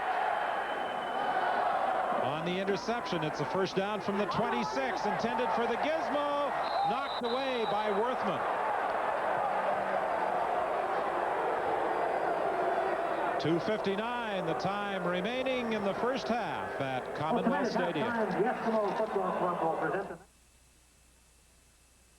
We've been doing a lot of things right here. But even if you're on the right track, you'll get run over if you just sit there. My son said that. Third-year university. We had to drum up more business without spending more. So we called AGT. They've got the experts. It was easy. They asked some questions, did a quick analysis. Next thing you know, we're making more long-distance calls without spending another nickel. You gotta like it. Long-distance savings. Call now. 1-800-661-1800. Smart kid. Every 3 years, he says something memorable. High-performance cars. Luxury performance cars. Family cars. Light trucks. If you've got the car, we've got the tire that gives you more peace of mind than any other. Michelin, because so much is riding on your tires. Every year we have this little get-together. Yeah, just a close family. Are we worried about the appliances? No. No, what's to worry about? Oh, they're all from Sears. Because only Sears has Kenmore. Hey, if you're looking for appliances, go shop around. We did. So we know that Sears makes Kenmore like no other appliances out there. Yeah, and they back them all the way. All the way. So if you need service, you get it right from Sears. Right. See, it's not just what you buy that's important. No, it's where you buy it. It's where you buy it. That's right. Commonwealth Stadium in Edmonton, the site of our first CBC telecast of the 1993 season. Don Whitman along with Dan Kepley, Scott Oak on the sidelines, and the balance of our CFL crew. And we'll be with you right through to Grey Cup Sunday in Calgary. Calgary Stampeders off to a great start in defense of their 1992 championship. And at this time, we also welcome viewers on Sports Channel America who are watching CFL action. Foggy's pass for Jim Sandusky down at the 15-yard line.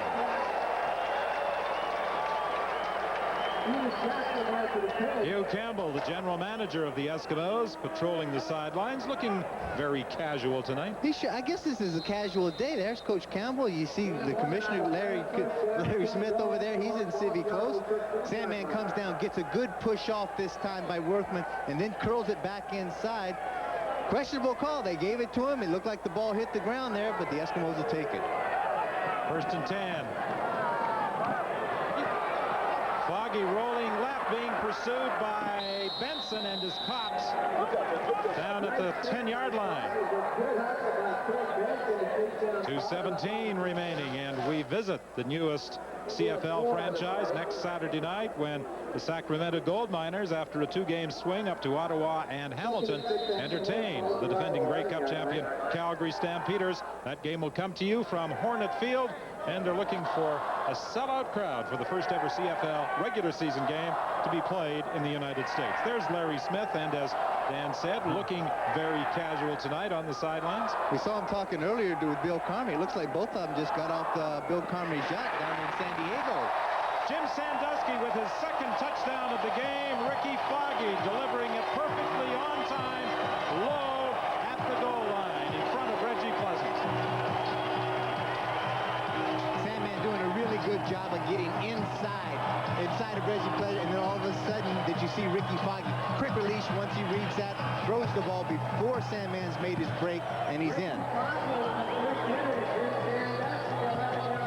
Sandusky, 15 touchdowns last year, 2 in tonight's football game. Off to a great start, looking to become a 1,000-yard receiver once again. The first throw from Damon Allen, that touchdown toss from Ricky Foggy, and Sean Fleming adds the point point after, and it's 17-1. The Edmonton Eskimos leading the Toronto Argonauts.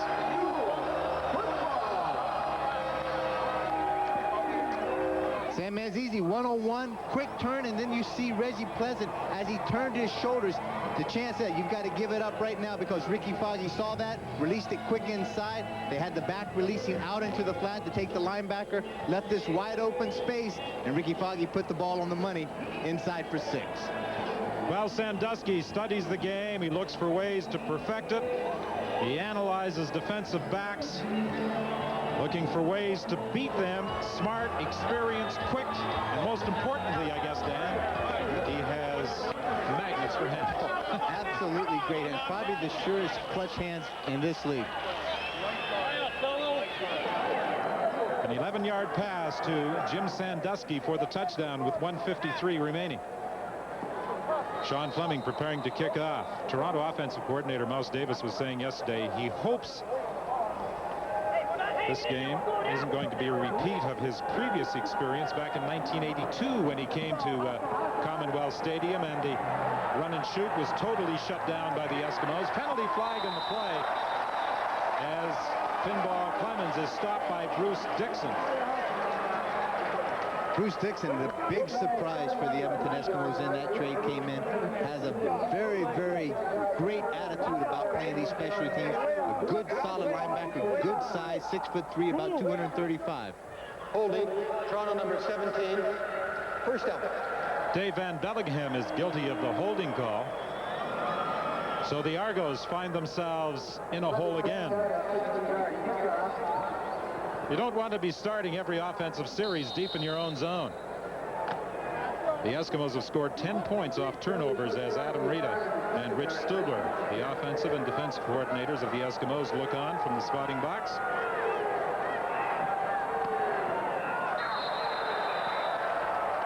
Ken Winey was underthrown on the sidelines. It will be 2nd and 10. Going to the wide side out that time to Winey, the furthest guy away.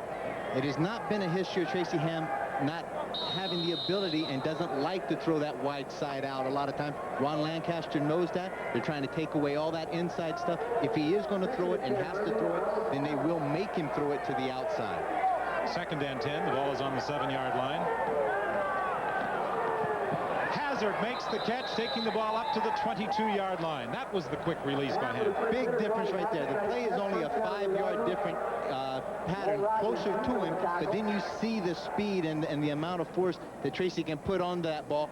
Quick read, quick release, and all of a sudden he gets the ball up the field. There's where he can make a lot of things happen. Leroy Blue right up in his face again. And in this run and shoot offense, quarterbacks are going to take some punishment. In 1982, Conrad Holloway, I think, was sacked about 100 times. Masadi makes the catch up at the 31-yard line, about 3 yards short of a first down. He made the catch in front of Damian Lyons with 1:21 remaining in the half. Well, I think Conrad's usually missing. I think he's still taking medication thanks to Mouse Davis down there in Tennessee where he's an assistant coach. I think you were responsible for applying some of those hits, too. Every now and then, but you know, we're old friends. You don't really try to hit anybody and hurt anybody out there.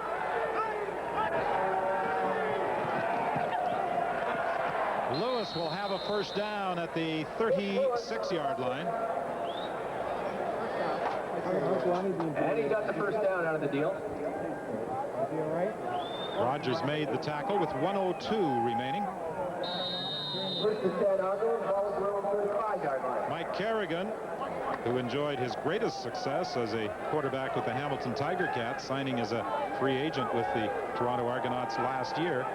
Looking on from the sidelines, Ham throws the ball to Lewis. Lewis takes it out of bounds in front of Ed Berry, but with another Toronto first down.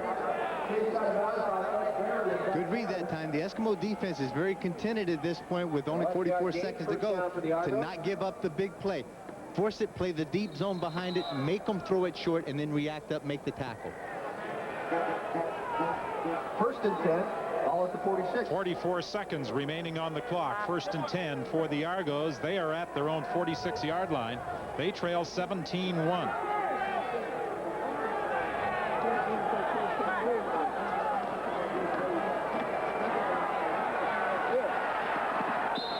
was forced out of bounds. Larry Ruck and Errol Martin both came over to force the play, and Ham takes advantage of running out of bounds over on the sidelines to briefly confer with Mouse Davis. 39 seconds remaining in that. It's a gain of 5 for Tracy. It's 2nd and 5 Toronto. The ball is at the 51. Again, I would suspect that Edmonton would be in the zone, look for that little quick flat pattern. Ham couldn't find an open receiver, and as a result, he's dropped for a loss. Back near the original line of scrimmage by Tony Woods and Willie Pless. Good coverage stack that time downfield, and Edmonton at this time calls a timeout, try to keep a little bit of the time on the clock and forcing Toronto into the punting situation. Well, at one end, the scoreboard clock shows 39 seconds. At the other end, 33 seconds. I think I'm inclined to believe the 33-second clock, because 39 seconds was the time showing when the play got underway. How do you think we won all those games in the good old days? That was it. You just picked whatever clock was most convenient. And they started taking shots at Coach Lancaster last year about that time running out on him in Ottawa. So now they got him really confused. Hank Olisic stands back at the 32-yard line. Both clocks now showing 33 seconds remaining in the half. The Gizmo will try and make something happen. He doesn't need much room, but he's not going to get it. Good coverage by Jonathan Wilson with 21 seconds remaining. The Gizmo has returned 17 punts for touchdowns in the CFL. An indication of just what that means. His closest rival is the man who plays for the Hamilton Tiger Cats, Earl Winfield, with 8. And think about this for a minute. He has had more punt return touchdowns called back than any punt returner has ever scored. Special teams is just a state of mind. All those other 11 guys out there feel and believe that if they make their block, the Gizmo will get it in for 6, and that's what happens. They call him instant field position. But I find it hard to believe that he really thinks he's going to run back a dozen this year for touchdowns. Absolutely, without a doubt, believes it, and he'll say it with the most confidence that you have ever seen on any player. As Ron Lancaster said, I'd be delighted with 5. I think he said something like, I wish you would hurry up and do it, then be quiet. He said, I'm tired of hearing him say this all the time. Well, he's clearly the most popular athlete today in the city of Edmonton. There used to be a guy wearing number 99 for the Oilers who had that distinction. There was absolutely no doubt about that. I'm not so sure how good Giz would do on the ice, though. That's for sure. I think Gress would have a little better opportunity on the field than Giz would have on the ice. 15 seconds remaining in the half. Foggy comes over to the bench to talk with Ron Lancaster. This is the good situation also Coach Lancaster has, is with these 3 quarterbacks going out there, there's not that much ego that's involved, because Damon is a team player. He knows if he comes off on the side, Ricky goes in there, maybe he'll have to go back. But nobody's going to get their feelings hurt and start to pout about this. This is going out there to try to win the football game. Right now, the Eskimos content to take the final seconds off the clock, but they didn't like the move by the Argos on that clock-killing play.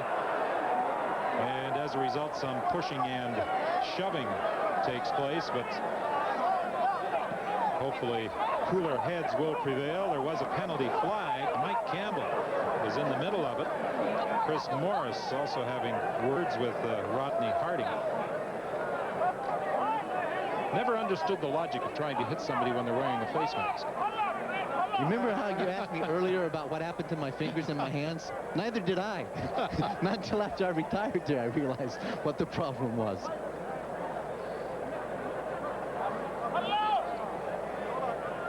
It looks like they're going to call a face mask violation both ways.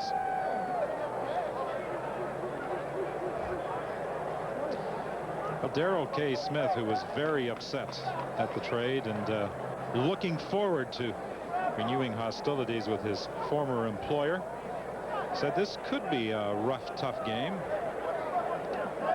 So far it's been pretty mild, nothing really serious developing. It's okay to be rough and tough, and I mean, football's a hitting game. Football is a physical game. Let's take a look at the call.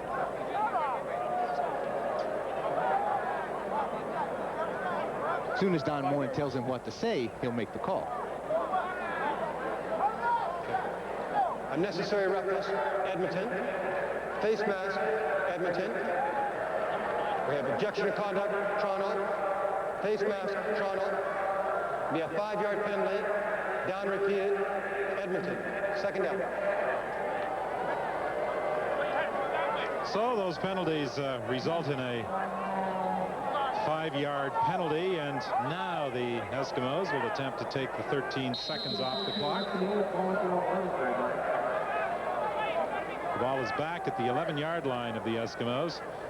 They're quite happy to head to the dressing room with a 16-point lead.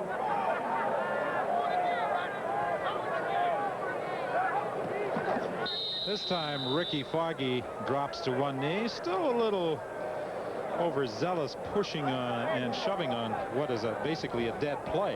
Well, they're looking at it as a dead play. The Eskimos come up to the line of scrimmage. Those offensive linemen saying, we're just going to take a knee, and they're not expecting those guys to come off the line. Toronto says, wait a second. 13, 14 seconds left to go. We're going to take a shot at you. You're going to take it. If you don't like it, well, you push and shove a little bit and see what happens to you. Well, some of the Eskimos have started to head to the dressing room, those at the bench at least, as Ricky Foggy does take the final seconds off the clock. 17-1, the Eskimos lead at the half. Scott? Don, as always, no shortage of issues at the CFL this season. One of them salaries, which fell again in the season, off-season, I should say, and we'll talk about that as we invite you now to stand by for Live at the Half.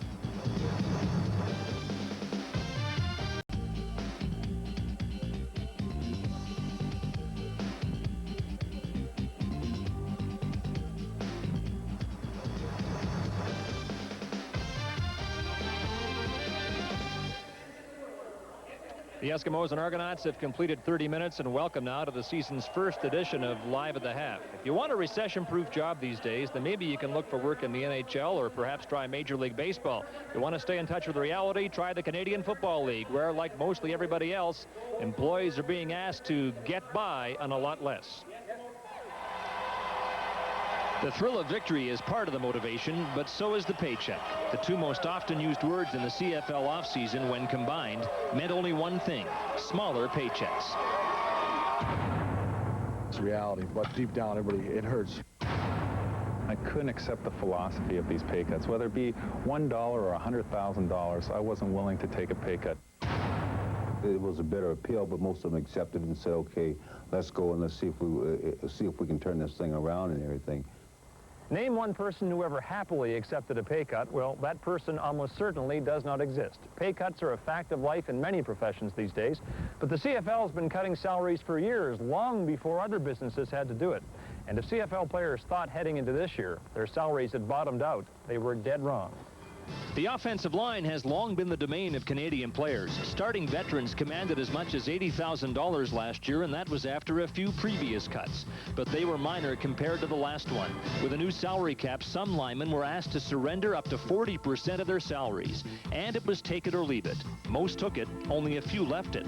One of them, 12-year veteran Dan Ferroni of the Argonauts. I truly believe the players in the Canadian Football League have done an outstanding job on the field. I think we attract people to come watch us. We make the game exciting. We do our part of the total business plan.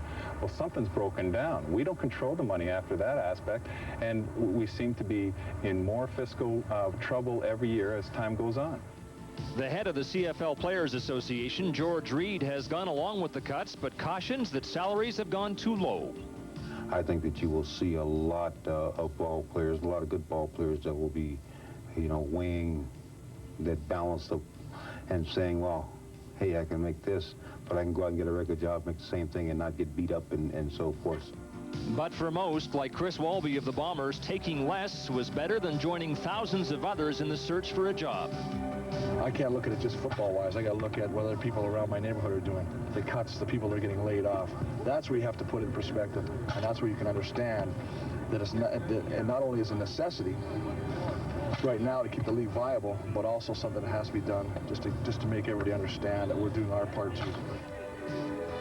Toronto Argonaut General Manager Mike McCarthy was one of 8 men in the CFL who had to slash salaries in the offseason, attempting to meet the new $2.5 million salary cap. What about George Reed's point that as salaries fall at this rate, the luster is soon going to be off playing in the CFL? Well, it's something we have to do, Scott. It's a tough situation. It's tough times. It takes hard people to deal with it. Players have come around and accepted it. We have to keep continuing to hold our controls, our restraints, to have success on the field. Let me ask you about the law of supply and demand. There's a limited supply of quality Canadian football players and a great demand. If, as people believe, rosters open up, there's no restrictions in 2 years, and a great supply of American football players, will it then be a relatively easy chore to meet any salary cap? I think we have to compare it to the World League of American Football last year, because of those guys were playing for $25,000, the majority of all those 400 players that played in the World League. People will play football for about any money. When I was in the USFL, our minimum salaries were $15,000. So there is always going to be people there that will willing to play for any amount of money. Mike, a quick comment, if you will, on the first half of this game, in particular the performance of your team's much talked about run and shoot offense. Well, it's difficult right now is that we can't turn the ball over twice in your own end, and you can't have a 14-yard punt. And so we've given Edmonton great field position. We have to continue to. Tracy has to settle down and start hitting the open receivers. Mike, thanks for your time. Thanks a lot, Scott. When live at the half returns, we'll go to Hamilton to check on action between the Sacramento Gold Miners and the Ticats. Here in Edmonton, the Eskimos lead by 16 at the half. When you've been burning the candle at both ends and can't get to sleep, turn occasional sleeplessness into sleep with Nitol's single trusted ingredient. And wake up feeling well-rested and alert. Nitol. Look out, Canada. The Choiceosaurus Sweepstakes is coming to Quality, Comfort, Clarion, and Sleep hotels. You could win one of thousands of dinosaur prizes or one of 7 weekly $50,000 giveaways. Just pick up an entry form at any participating hotel, and you could also win the grand prize, $1 million in cash. Call 1-800-4CHOICE because offers like this happen once every 60 million years. The latest vehicle from GM is made entirely of plastic that turns into steel. The new GM Visa card. Every time you use it, GM will credit 5% of your purchase towards a new car or truck from GM, and there's no annual fee. To apply, call 1-800-461-3279 and start saving hundreds, even thousands of dollars over and above any other GM incentives or rebates. Call 1-800-461-3279. The GM card, the new financial vehicle. Monday, I soak my dentures. Tuesday, I brush. Wednesday, I soak. Wait. All you need is Denture-Cream.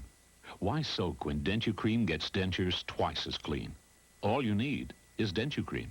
Every day. It's the run and shoot of the Argos versus the defense of the Eskimos in Edmonton tonight, and through the first half of this game, it's the Edmonton defense that gets the decision. Well, the expansion Sacramento Gold Miners are not exactly easing into their first CFL season. They played their first game in Ottawa on Wednesday night, and as we speak, they're well into their second game at Ivor Wynne Stadium in Hamilton. Let's go to Ivor Wynne to check some highlights. Kay Stevenson, Sacramento Gold Miners have been competitive. The best news, though, could be the crowd. 23,000 for the Ticats home opener. Hamilton responds accordingly when Don McPherson hits Earl Winfield well behind the Sacramento defense. 30-yard major score, and the Ticats have the early lead. Ticats led 10-4 at halftime and scored early in the third quarter. This just moments ago. The defense accounts for it. Dave Archer's pass is intercepted by Gary Wilkerson. Hamilton defender wide open. 6 points the other way as he runs it back 45 yards. But note the Ticats have done their best to keep Sacramento in this game as they have turned it over 4 times.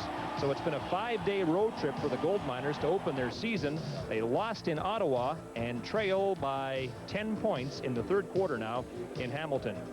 Toronto Argonauts think they can fill a few more of their seats this season with the excitement of their run and shoot offense. It has not performed very well on the road tonight, but could that be because it's a very difficult system to learn, even if the teacher is the system's #1 proponent, Mouse Davis.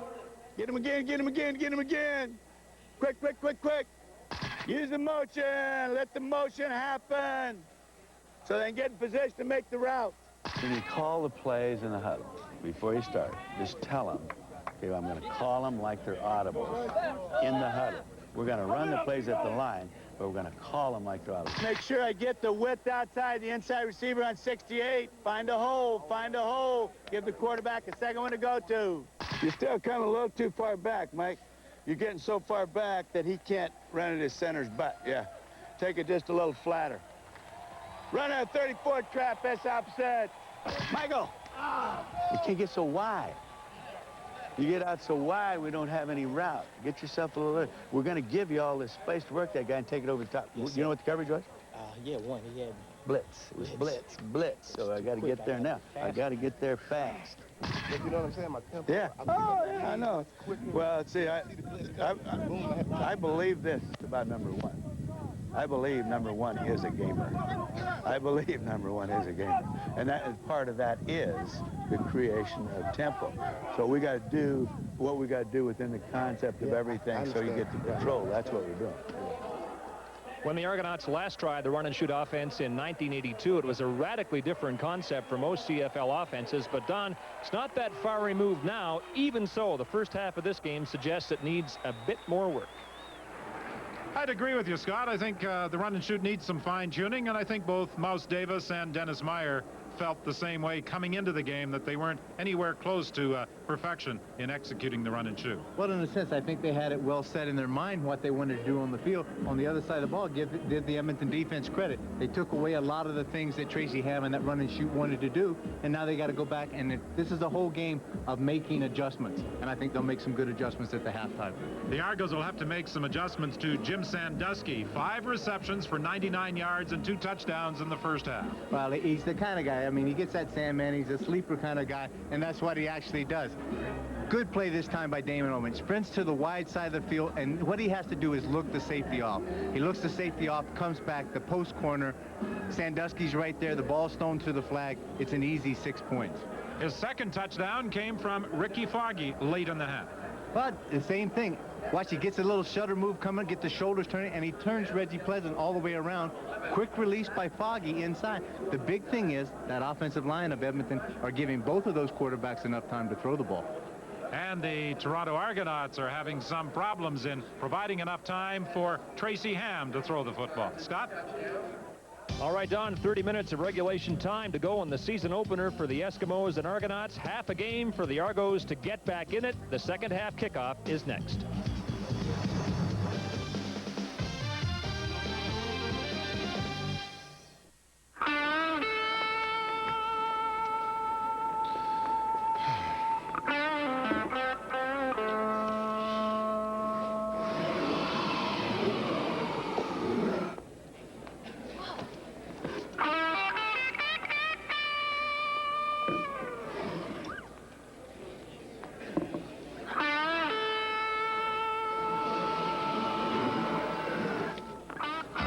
It just doesn't taste the same without it. I'm a big kid with new pull-ups. Wow! Big kid pants make me big now. Introducing Pull-Ups disposable training pants from Huggies. They go on like underwear and protect like a diaper, even overnight. And I can pull them off and on. New Pull-Ups, customized for girls and boys. Mommy, wow! I'm a big kid now.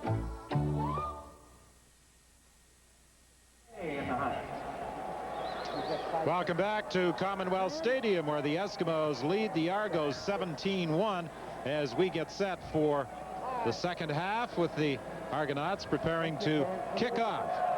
The Gizmo is back, awaiting the kick of Hank Olisic. He started to angle as though he was going to kick it short, and then he drives it deep. The Gizmo looking for that seam up the middle, but he can't avoid Arnie Williams at the 22-yard line. That was a 63-yard kickoff with a 10-yard run back. Something got to really unnerve Gizmo on that point. As the ball hit the ground, he picked it up and was making a move up. All of a sudden, he took a look and saw Benny Goods coming back. It almost looked like a reverse. Benny Goods wasn't aware where the ball was going to go. We got a flag on the far side of the field, Whit. Offside call against the Argos, it would appear, on the kickoff. So they'll do it again. Statistically, this is the comparison through the first 30 minutes. In terms of net yards, the Argos have the edge, but those turnovers, as Mike McCarthy said at halftime, that short kick and giving the ball up deep in your own zone is going to cause you problems, and indeed it did. Well, in those turnovers, the Eskimos acquired, I think, 10 points in the first half on that, and that's reflected on the score at 17-1 right now. Hank, as he came up, let's go back to this kickoff again. He's trying to confuse, and they're playing little mind games back with Gizmo in the sense that if he angles coming up one way, he's hoping to get Giz to favor one side, then he's trying to kick it back away from him and just try to keep the ball away and buy a little more time for this coverage team to get downfield and put the coverage on him. The Gizmo is the lone deep man, and Alisic will have to reset the ball on the kicking tee.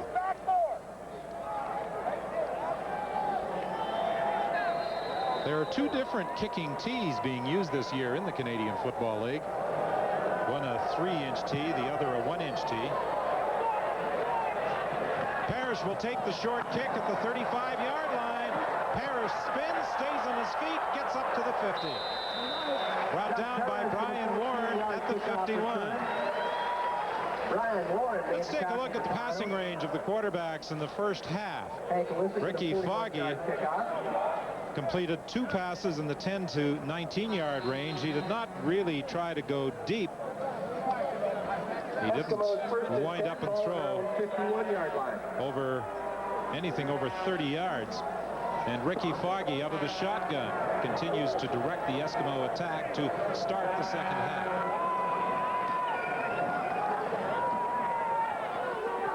Penalty flag as the Gizmo takes the pass on the sidelines, but they really had stepped out of bounds. At any rate, it would have been wiped out by a holding call against the Eskimos.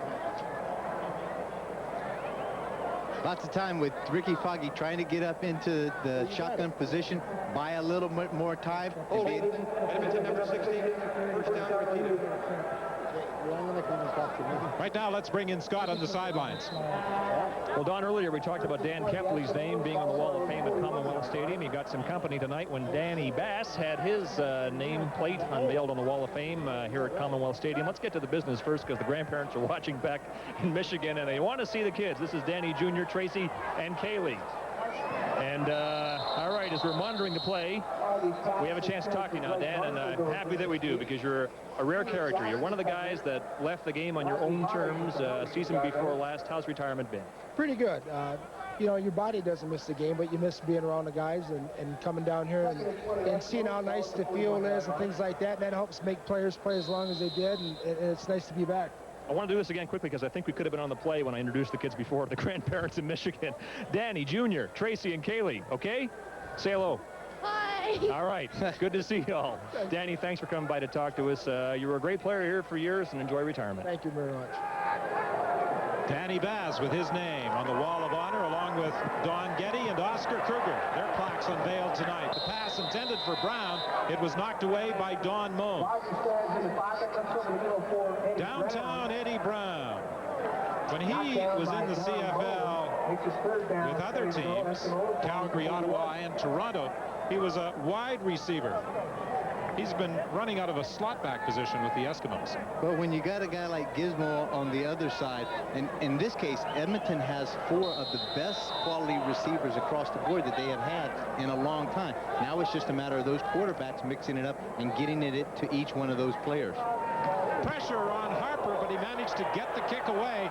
Reggie Pleasant was going after the block. The pinball takes it in. Good downfield coverage by the Eskimos at the 25. Wally Zatilny was one of those coming through, attempting to block the Glenn Harper punt, a 47-yard kick and a 2-yard run back by the Gizmo. We showed you the passing range of Ricky Foggy.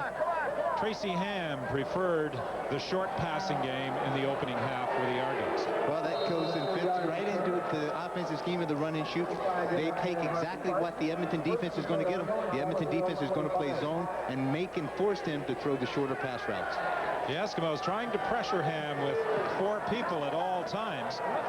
Basadi on the sidelines steps out of bounds and with some fancy footwork should have a first down at the 36. 11-yard pickup on the play, the first down for the Argonauts. Basadi did an excellent job of reading it, coming to the out. The play right there, Rogers, the young halfback, has to get out a little wider. He needed to get up underneath that. He said, and he hung inside by the numbers. He allowed Tracy to be able to throw that ball outside for a completion. With Chris Schultz injured and out of the lineup, Chris Green has moved from the right guard position to left tackle. Bill Henry has moved into the right guard position. The pass was intended for Ken Winey, and again there appeared to be a mix-up in communication between the quarterback and the receiver. There's Chris Green, 6'6", 305 pounds. It should be a rule and a law that you can't let that's a condominium with feet walking out there like that. That's a big man. You can afford to have a lot of protection with that kind of guy. Getting back, Tracy just does not look comfortable. His feet are moving all the time. He's not throwing the ball right now with a lot of confidence. The Eskimos indicating they were ready to blitz, but there's going to be a time count violation charged against Tracy Ham. The Eskimos endeavoring to give him some different looks, trying to confuse his reads. Exactly, and they're having great success doing that defensively, but I think at some point in time, this run and shoot is a very complicated kind of offense, but they make the call in the huddle, they come to the line of scrimmage, and then they read as soon as the ball is snapped what routes they're going to run. They don't have to worry about making an audible at the line of scrimmage.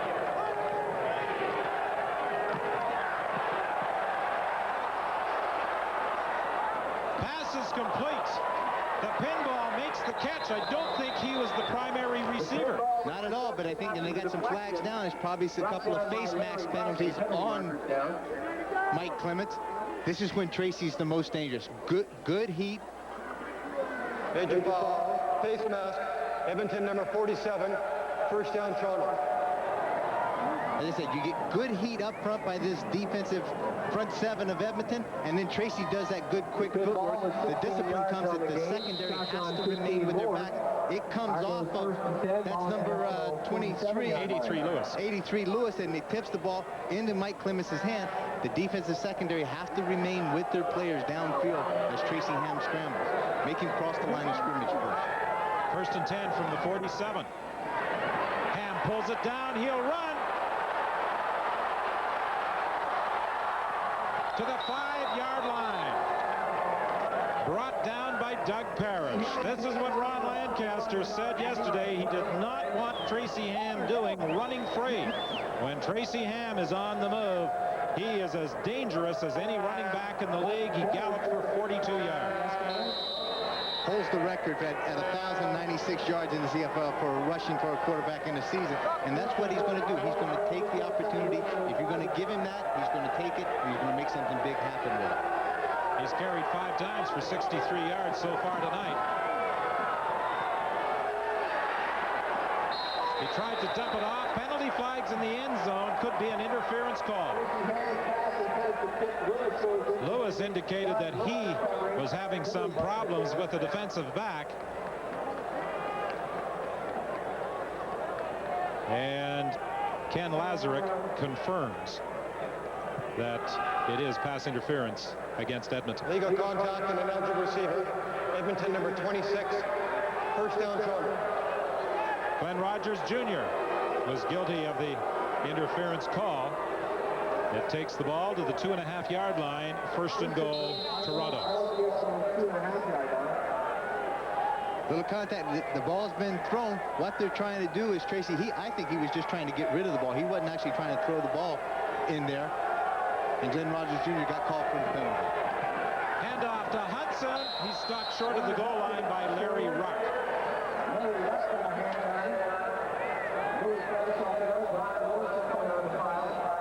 Larry Ruck last year moved from an outside linebacking position inside.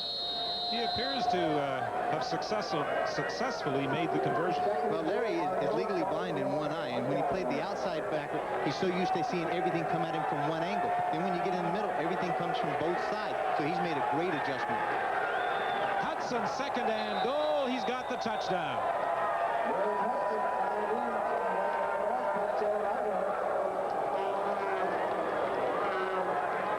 So the Toronto Argonauts are on the board with 10:22 remaining in the third quarter. Their first touchdown of the ball game. Reacquired fullback Warren Hudson putting it into the end zone. During the offseason, he works as a stagehand. Spent this past winter working with Phantom of the Opera. Lance Schommick adds the point after. And it's now a 9-point game. We'll be back with the Toronto kickoff after this. Okay, yeah, cut. No, let's get the special low price on the roof of the car. Beautiful. Okay, whoops. Right now, the 93 Hyundai Elantra GL is priced to go at $99.95. This special low price gets you one of the best warranties in the business, 24-hour roadside assistance, and fuel-injected 16-valve performance. So get down to your Hyundai dealer right now, because these price-to-go Elantras are disappearing fast.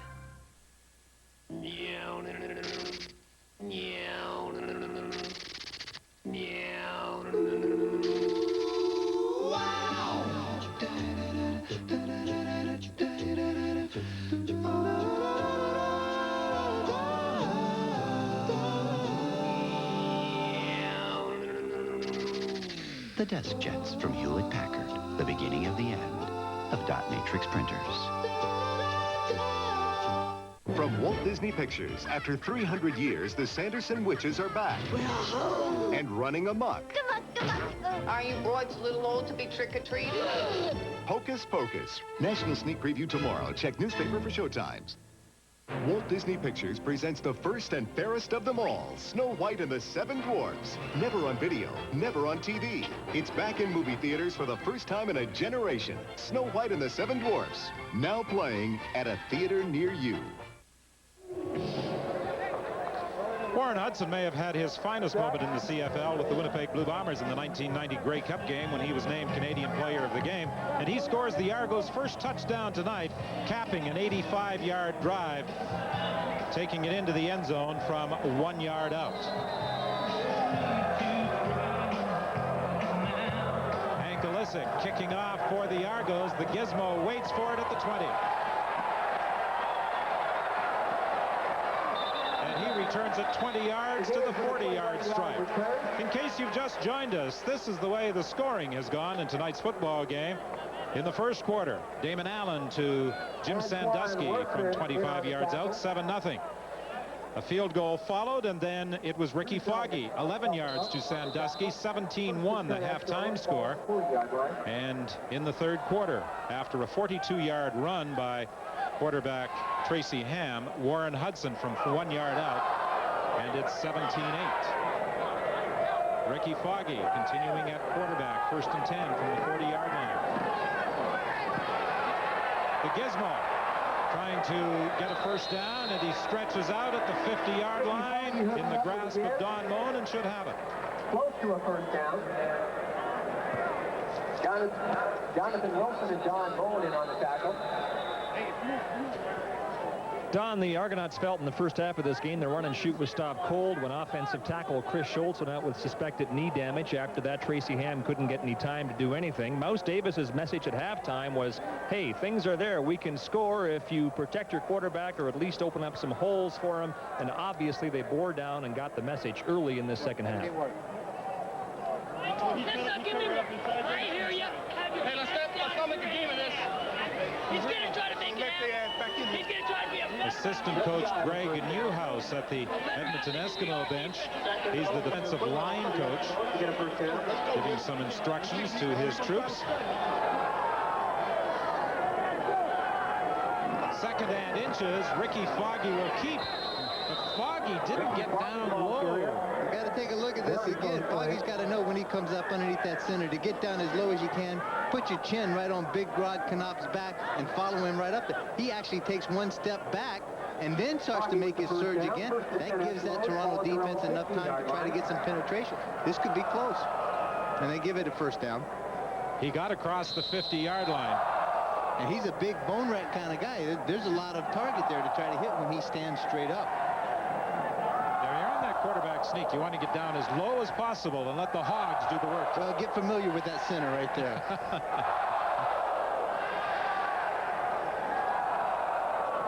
Blake Marshall stopped right at the line of scrimmage. Brian Warren did a good job of filling the hole.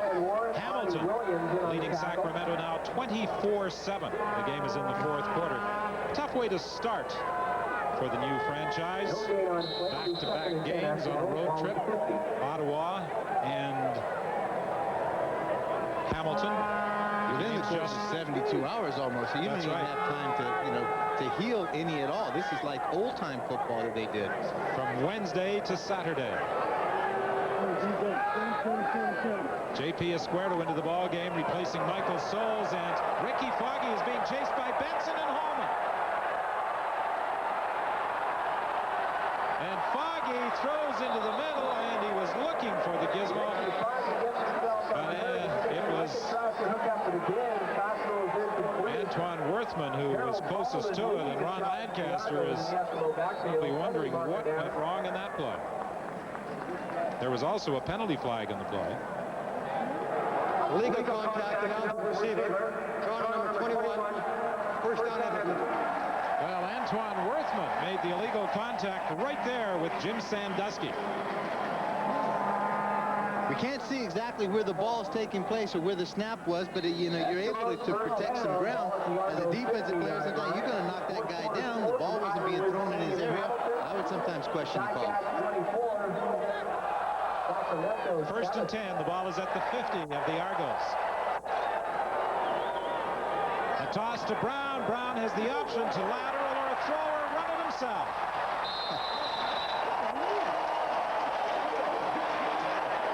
A little trickery by old Coach Lancaster there. Puts Brown and Gizmo in the backfield along with Marshalls and Souls. Pitches it back to Eddie Brown, and then Brown proceeds to go down around the end. Giz is in a position, you can see number 2 back there, Gizmo, to take the toss if he has to. They give it up. Brown's able to turn it upfield and picks up significant yardage. A 21-yard gain for Eddie Brown. Bruce Elliott is down. Another injured Argo. It's been a tough night for the Argos. Chris Schultz first of all, and then Randy Clark. Bruce Elliott, for the last few plays, has been limping. And now Kevin Duguay, the athletic therapist, comes out to see just how serious the problem is. Right now, let's bring in Scott. Don, Canada's most prestigious horse race is the Queen's Plate. The 134th running of it goes tomorrow afternoon at Woodbine in Toronto. It's the first jewel in the Canadian horse racing Triple Crown.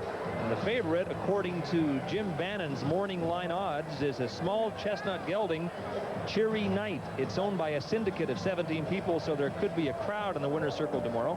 And if you favor long shots, then perhaps put your money on Flashing Regent. It could pay big. 40-1 the odds this morning. A field of 11 to run for a total purse of $364,000. Winner's share is $218,000.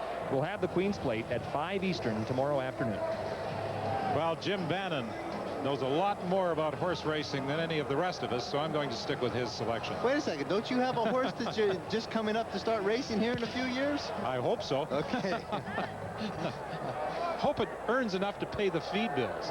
Well, it'll either do that or a lot of the young kids will see it in the glue bottle somewhere in elementary school, huh?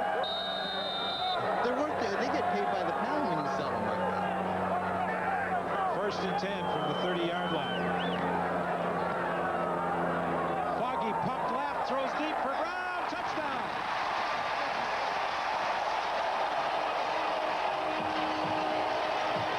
Good fake by Ricky Foggy. He faked as though he was throwing left, dropped it over the middle to Eddie Brown. Ricky Foggy showed great maturity right there when he came back in great confidence with that offensive line. Three-step drop, came and gave the punt to Sandusky at the top of the screen, got the safety Van Bellingham to fade and lean over to it that way, and then came back to Eddie, going up right up the seam, and was able to hit him right there for the big 6 point. Well, the players acquired by the Eskimos in that historic deal with the Argos have certainly had an impact so far on this ball game. John Fleming adds the point after, and we'll be back with the Eskimo kickoff after this.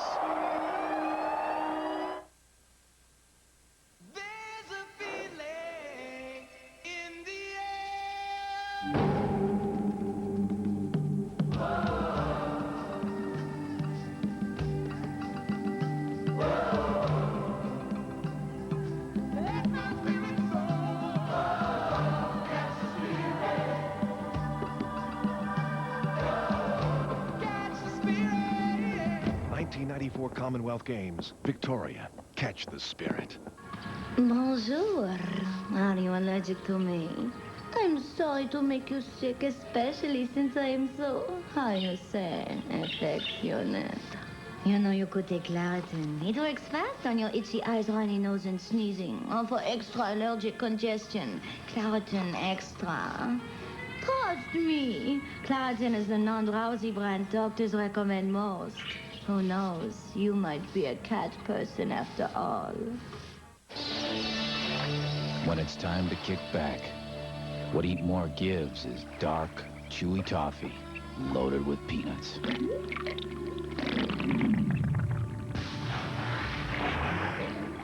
Real chewy and not too sweet tasting.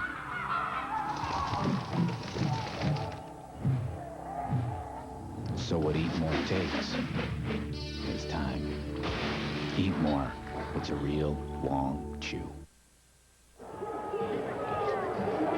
Eddie Brown capped a 70-yard, 6-play drive, hauling in Ricky Foggy's 29-yard pass for the major score. Good fake by Foggy. Good hard look. He had the whole defense sliding that way, and particularly Van Billingham.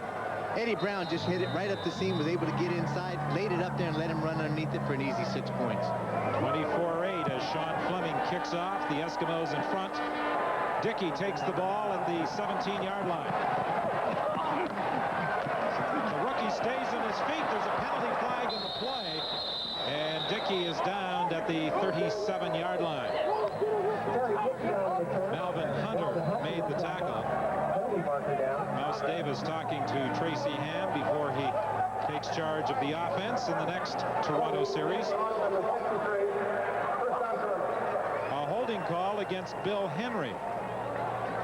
Will take the ball back to the 20-yard line. Ham has completed 50% of his passes in tonight's game. 3 times he has been intercepted. First and 10 Argonauts, ball on their own 20-yard line.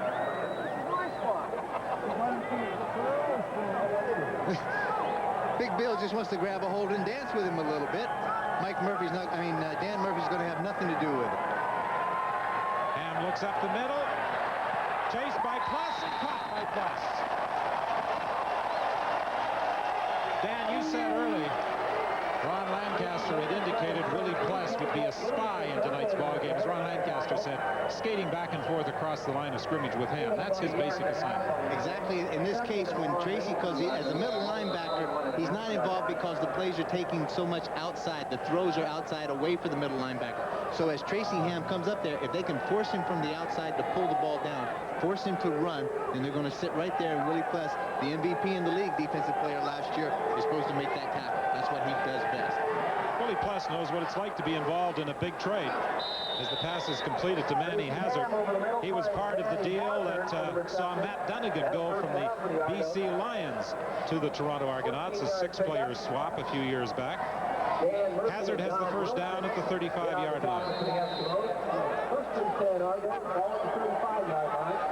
Just an incredible athlete. He and Gizmo have set up a promotions company here in Edmonton. They do a lot of work in the communities, get out there, get involved. Also, he and Giz work out. They're in tremendous shape for this season. Dickey into the game in place of Hazard. Ham for Clemens. Another first down, Toronto up to the 46-yard line. He made the catch in front of Don Wilson. Here's the thing that Tracy Ham does extremely well. Once he gets pressure on him, breaks containment, and is able to get out and buy time, now he's starting to gain the respect and the knowledge that these receivers know. If you keep working, you find an open area, Tracy Ham will get you the ball. And that's just what he did to Mike Clemens. Hazard back into the ball game. Dickey is out.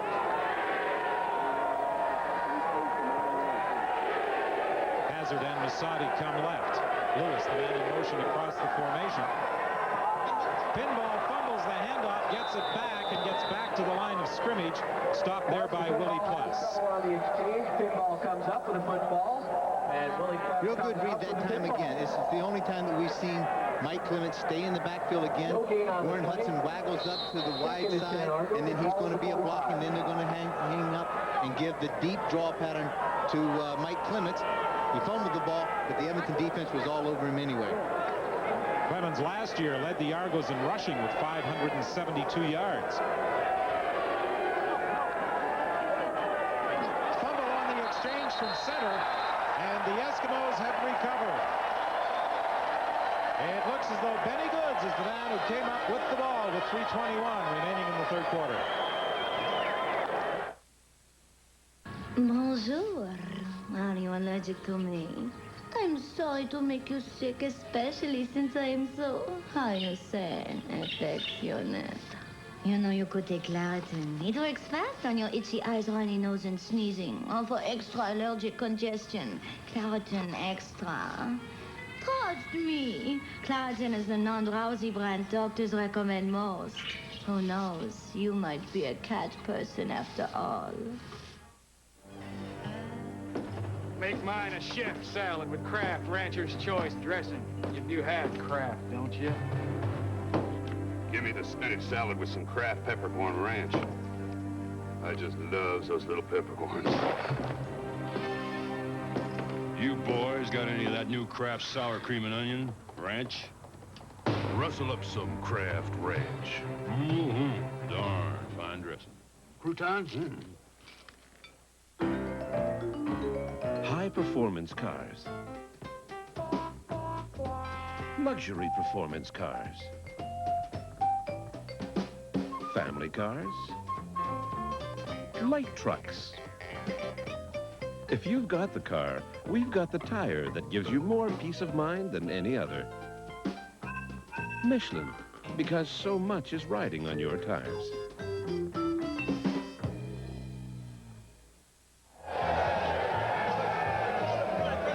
Right here and see where Tracy Ham is going to get the snap. The ball hits him right here in the knees.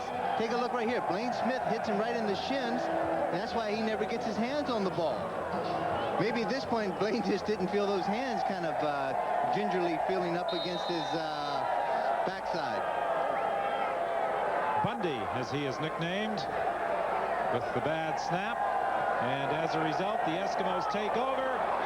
Gizmo grabs it for the touchdown. Penalty flag in the play. Antoine Worthman is the player the Gizmo beat, and he celebrates in his own inimitable way. You wonder why the Gizmo is such a fine football player. He has tremendous athletic ability as he displays with that somersault, the flip in the end zone. Say what you want to about the Giz as far as the receiver is concerned. Adam Rita knew that he was going to get him more involved in the offense, but the one thing, without a doubt, whether he can or catch the ball, whether he can or cannot be a wide receiver, the one thing you do have to respect is his speed. And when he uses that, as he just did, all the quarterback has to do is have some good time to throw the ball, lays it up there, and lets this guy run underneath it. And once he can make a lot of things happen. Well, the Eskimos convert another turnover into quick points as the Gizmo hauls in the pass from Ricky Foggy for the major score. There's no substitute for speed regardless of the sport. Grab the boy down there. Grab it. Eric Dickerson. Lots of time. Look at the lanes that and the avenues that those offensive linemen are allowing Ricky Foggy to see downfield, and the Giz just blows right by Workman. Well, the best part of any Gizmo Williams touchdown is the way he celebrates in the end zone.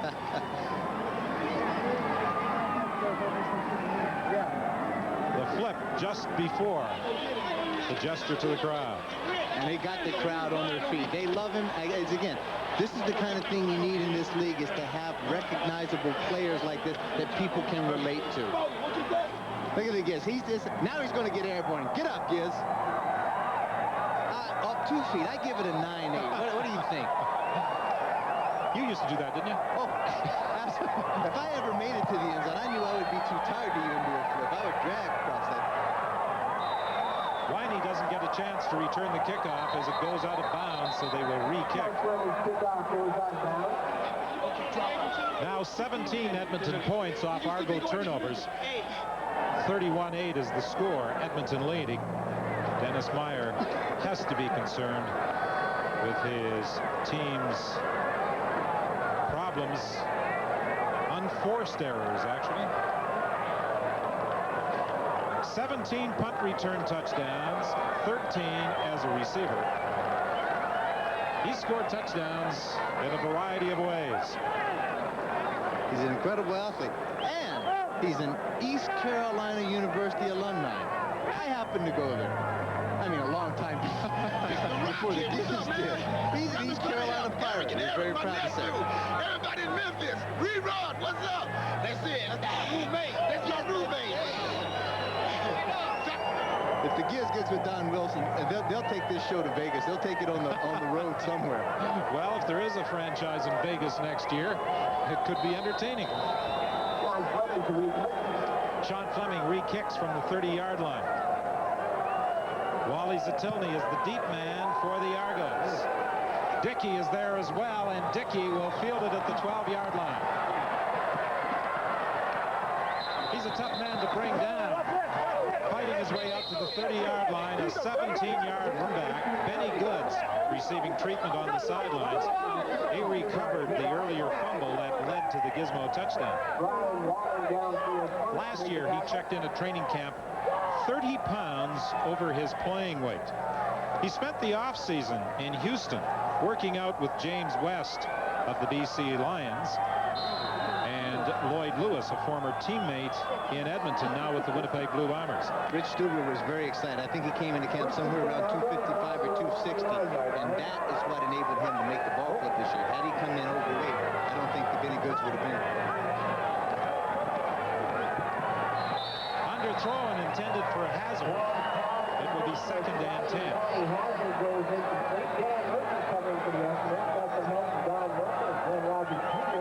Ham looking to the sidelines for some help in calling this next play.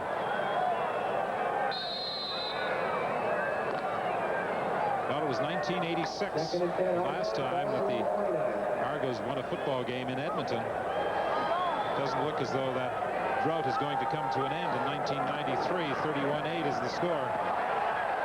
Tracy Ham stopped initially by Woods and then hit by Leroy Blue.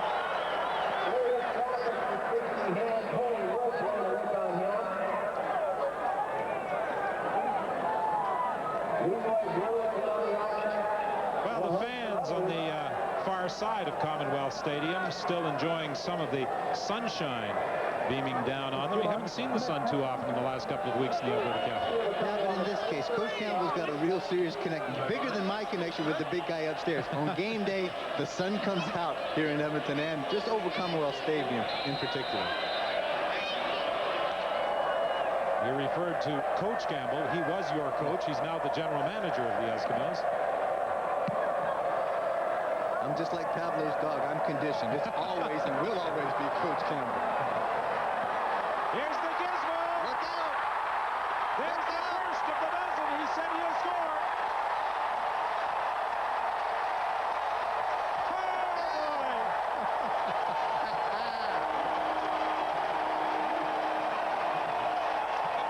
You think the fans in Edmonton love number 2?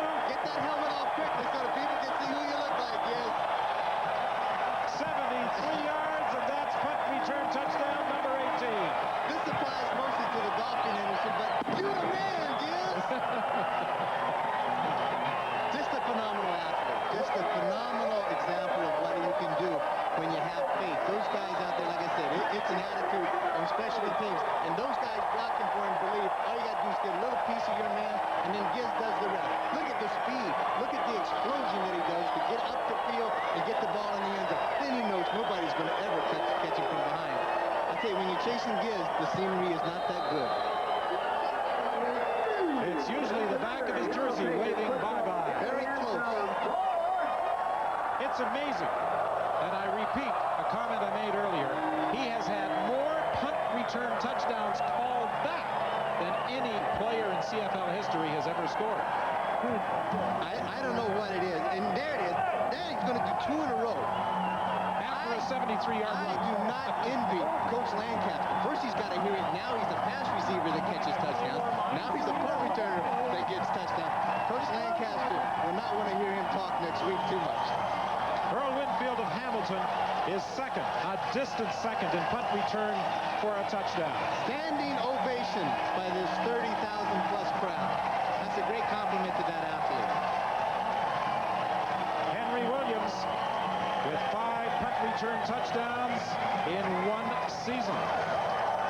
And was back in 1991. And when you take a look at you, it's square. Just square. He's not going to make it to the bench. He's going to die of a heart attack right there. And then he'll get out, and the next play, he'll run 60 yards or 80 yards with the ball again, and nobody will touch him. He looks as if he couldn't possibly take another step, but if he hits the end zone again, I guarantee he'll do another backflip. Wally Zatilny starts out from the 10-yard line. Former Hamilton Ticat, signed as a free agent by the Argos, brings the ball up to the 34, penalty flag and deployed. Wally was saying one of the most difficult things about his signing with the Argos was getting his family back in Montreal to convert to becoming Argo fans. And this one is going to be taken back by a Toronto holding call. I think it looked like 21. First down. Exactly what I was going to say. Worthman against Jed Roberts. He grabbed a hold of him and drug him out of bounds to create a little bit more of a running room. Well, the Toronto Argonauts won't get a lot of time to regroup. They face the BC Lions on Wednesday night. These are the other games next week in the CFL, week 2 of the 1993 schedule, and we'll be in Sacramento for the first home game of the Gold Miners. They take on the defending champion Calgary Stampeders. The pinball on the receiving end of the throw, stopped by Willie Plass at the line of scrimmage.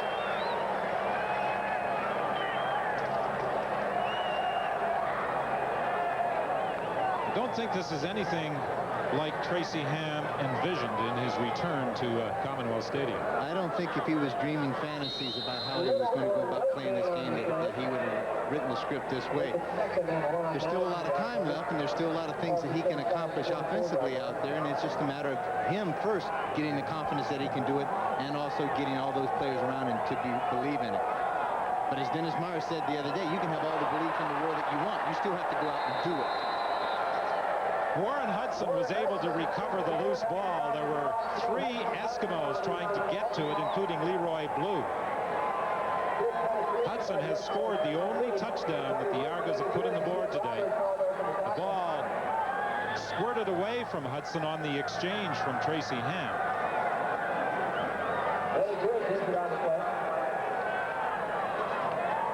An injured Eskimo is Benny Goods. We took a look at Ian Hallworth, the therapist and trainer of the Eskimos, trying to loosen up Benny's back and his hamstrings and his lower back on the sideline earlier in the picture. And it looks like he's having a little problem. Could be some cramping, you don't know. 3 seconds remaining in the third quarter.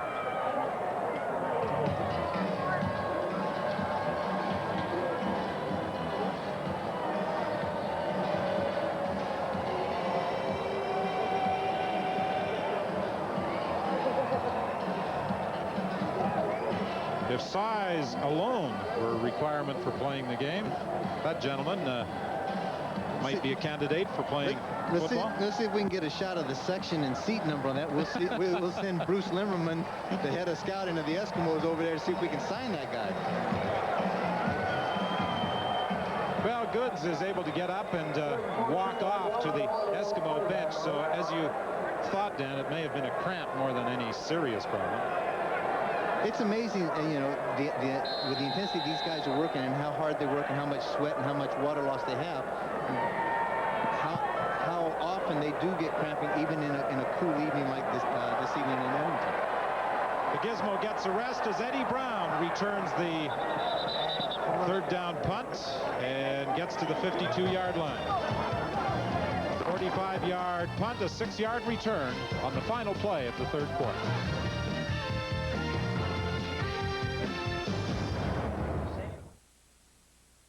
It's the weekend, and this man has lost his traveler's checks. And so has he. He bought the first traveler's checks he was offered, while this man insisted on American Express. So while this man would get a refund, but not quite yet, he just called the people at American Express, while he had to be patient.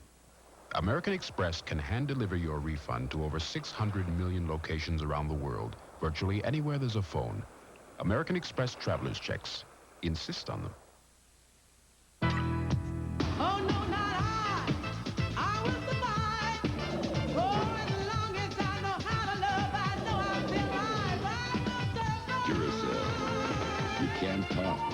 longer tough. The perfect day is on the beach. Yeah, Dad, a big beach. That's cool, and there's water slides. No, I go to the biggest amusement park around. What a ride! And what about a relaxing deep-sea adventure show? On a submarine, that's it. And I do love a great game of golf. I gotta golf. Hey, Dad, Mom's shopping. You know, the sales. You and I should check out the sales. Let's eat. Yeah, let's get a little something special. Dad, let's see a movie. Well, there's always tomorrow. Why don't we get some sleep? In a theme room. The perfect day is at West Edmonton Mall. Now, when life turns up the heat, there's Degree Antiperspirant. Because it's body heat activated, Degree turns on extra protection when you really need it. Degree, your body heat turns it on. Be sure to be with us tomorrow afternoon on CBC television for the 134th running of the Queen's Plate from Woodbine Racetrack, the Summer Classic to begin the Triple Crown. It begins at 5 Eastern Time. Round to 6 yards, pardon me, an 8 yard punt return. This is for the end To start the fourth quarter, Ricky Foggy continues as quarterback of the Eskimos. 1st and 10 from the 53-yard line. Casey Dunn is into the ball game. Michael Souls gets the call and will have a gain of about 4 yards, stopped by Arnie Williams and Ken Benson. Statistically, the Argos still have the edge, but what a difference on the scoreboard, 38-8, and turnovers have led to 17 Edmonton points. When you take a look at that, and you see the way this game has unfolded, you would think that Toronto shouldn't be even close. I mean, score-wise, they're not. But when you look at the stats, they should be as equal to the Edmonton Eskimos. And when you look at the yards the Argonauts have racked up, I would think that about 95% have probably been from their own goal line to midfield. They've had horrible field position for almost every series. Starting inside the 30, 35-yard lines on just about every series of plays, it works like that. Damon Allen recently signed a tryout contract with the Pittsburgh Pirates. He had his fastball clocked at 90 miles per hour. Damon, when he came out of college, was drafted on 4 different occasions. He was drafted by Seattle, Detroit, and Texas twice. A little late, though, to try and start a new career, isn't it? Well, it's not that late, but it was a little late for Coach Lancaster on the sideline. He had to change all of his new signals to Damon out there. Two fingers for a third baseman's box driven up, and then he started hitting it, and he hit the indicator with the belt, and he went to the skin and the nose, and Damon picked that up pretty well. Sometimes he gets that high inside, low outside slider. Something about quarterbacks in Edmonton, and they want to pursue a baseball career. You had Matt Dunnigan try out with the Expos a few years ago. The Pirates, at least, are Ron Lancaster's favorite baseball team. Well, and Damon is a legitimate ball player that could really do well pitching the ball. As I said, you don't get drafted 3 or 4 times, you know, by being a schmo. Handoff inside.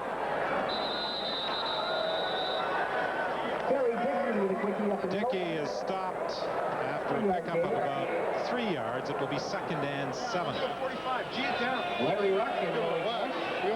You know, it's great. It's great if we're doing this. Bill McNamara, the offensive line coach, came here via Coach Stubler, who is very familiar. He did coach in Toronto a couple of years ago. Was with Don Matthews in the Orlando Thunder of the World League. Tracy Ham found an opening up the middle, and he gets a first down to the 45-yard line, brought down by Errol Martin. 12:51 remaining in the fourth quarter. Scott? Well, Don, here's the latest from the Hamilton bench. Defensive end, I should say the Edmonton bench. Let's get the team straight. Jed Roberts, number 43, has a significant hearing impairment. Took a shot to the head a while ago and lost his hearing aid somewhere between the 50-yard line and the 10-yard line. Can't find it. They're going to send a search party out before the grass is cut tomorrow to recover it. It's very expensive. He's got his spare in right now, though, so he set the clock. Damian Lyons almost picked off the pass intended for Masadi. He could have gone all the way unhindered had he been able to hang on to the football. Took one look at the goal line at the end of the end zone there and took his eyes off it. The ball went through his hands, but that was an easy 6 point. Tracy did not see him and just made a poor throw out there, threw it short. Damian Lyons makes a great break on the ball. All you got to do is catch it, and nobody's going to touch it.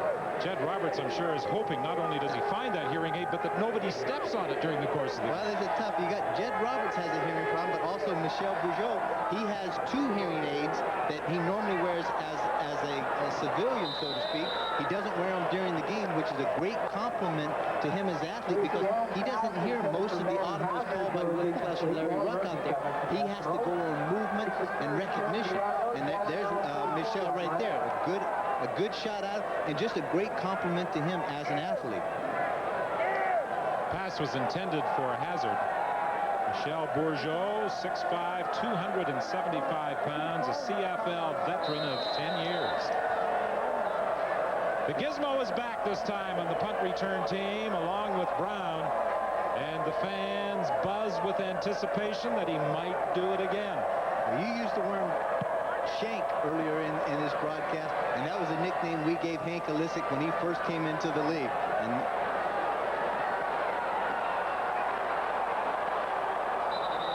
Gizmo had to chase that one down, and by the time he picked it up, the coverage was there. Jonathan Wilson making the tackle. Making history, a worldwide phenomenon. This is it. Hey, hey! There has never been anything like Jurassic Park. Now playing at theaters everywhere. Every year we have this little get-together. Yeah, just a close family. Are we worried about the appliances?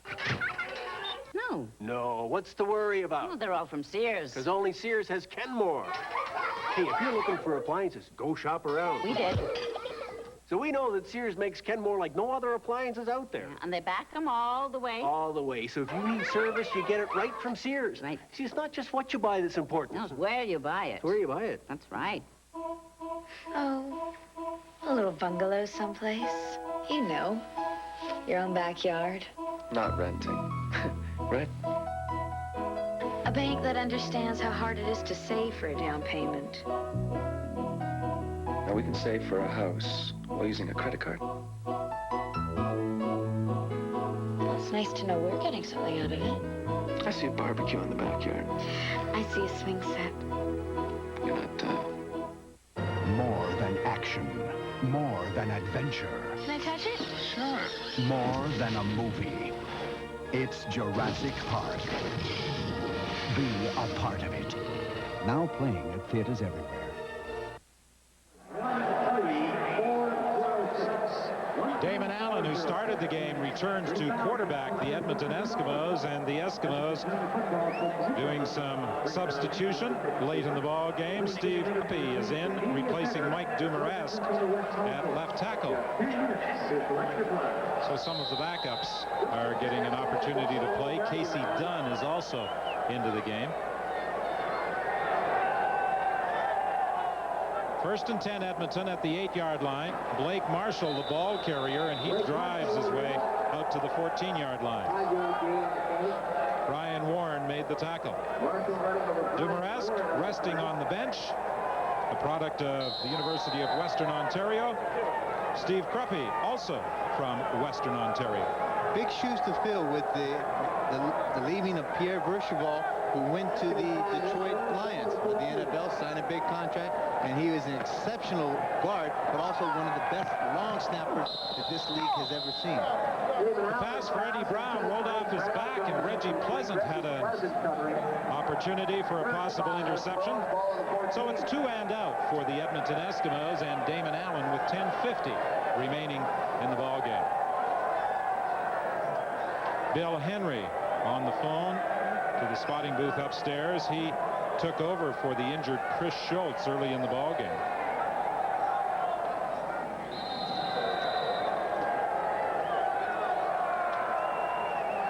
Glenn Harper will be punting from his end zone. The pinball waits at the 53-yard line. This hopefully will be the best field position that the Toronto Argonauts have had since the beginning of the game.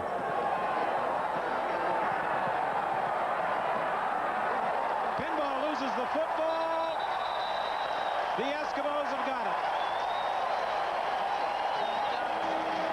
Melvin Hunter was in on the tackle. Clemens looking for additional yardage. And the ball pounced away. Bruce Dixon comes up with a football for the Eskimos.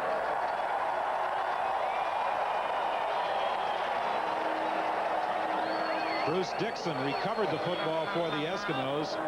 Another of the people Ron Lancaster referred to, acquired from the Argos, who plays on special teams and plays well. Think of it. There's 4 or 5 guys that have taken place in coming back to haunt Toronto. Ed Berry, all of a sudden with an interception. Don Wilson, Dixon.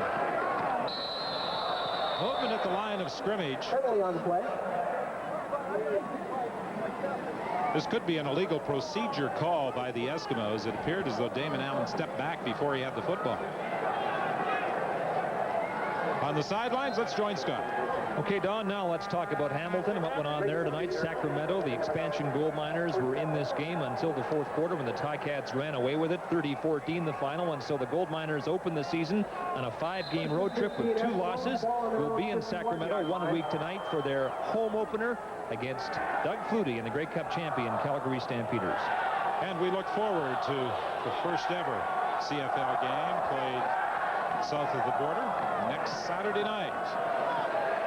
The pass intended for Sandusky. It was well behind him.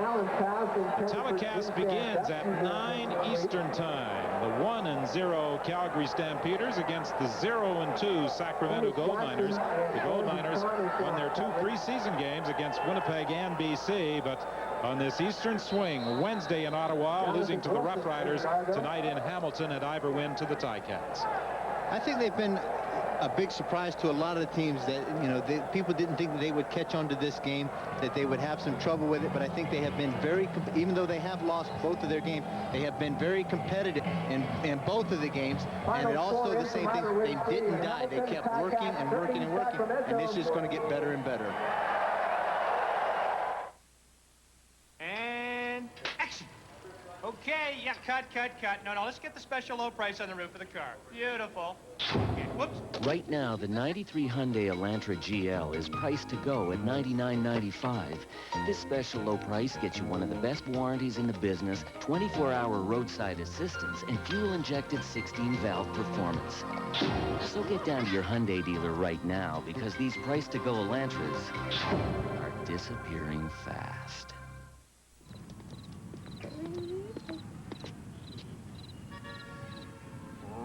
If you've never tried a Wonder Bar, you just don't know what to expect.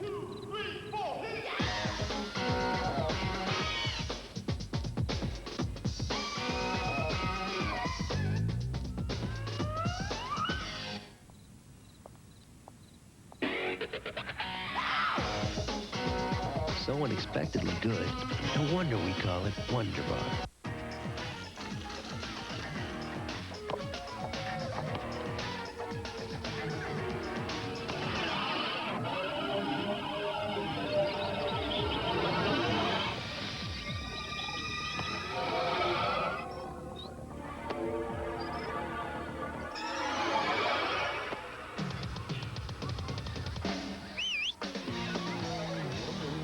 All you need is you.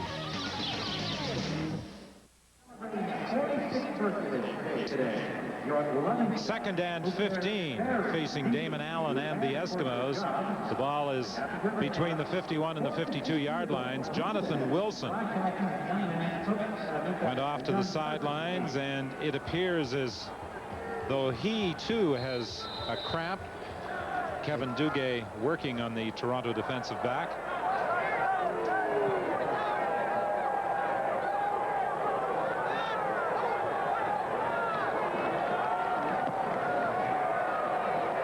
Second and 15, Eddie Brown, the receiver, and he was covered by Andrew Thomas.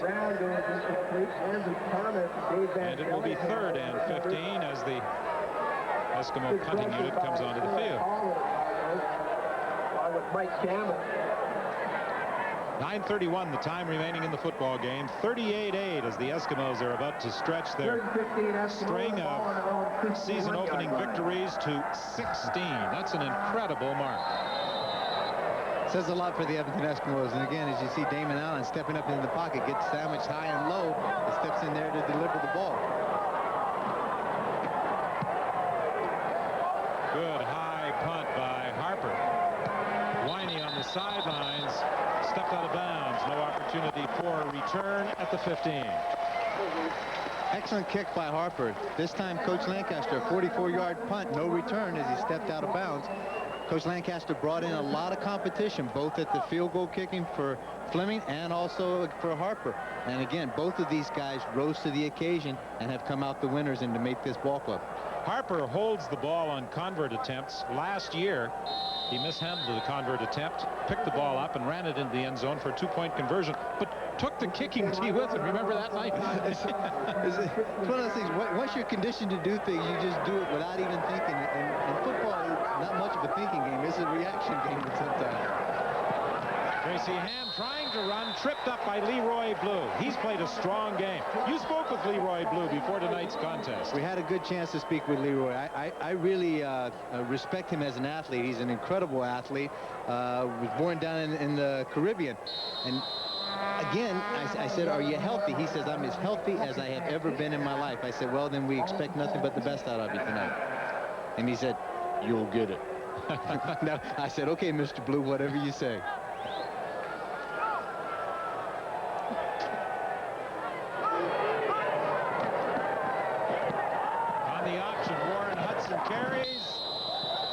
Pretty good hit from Leroy Blue, and Ed Berry will be close to a first down.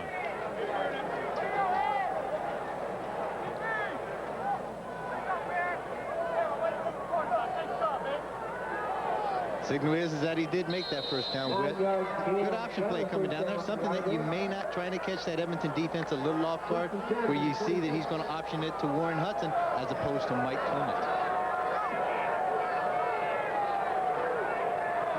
First and 10 from the 26. Ham's pass is complete to Terry Dickey, and Dickey is wrapped up by Murphy, and with some help from Damian Lyons is driven back after a gain of about 5. Gain of about 7 yards. John Murphy would not let go. Some of the reads there, again, as you say, if they read the zone route, then that inside, that third receiver is going to go right to the flat, and that is Tracy Ham's read to dump the ball off to him quickly. He did get the ball. Edmonton's laying back in the zone, then reacts up and makes the tackle. Hunter enters the ball game defensively. Leroy Blue goes to the Edmonton bench. Dickey makes the catch. First down, Toronto, taking the ball up to the 43-yard line. Gets his way to the 43-yard line and a first down. Willie Quest with the tackle.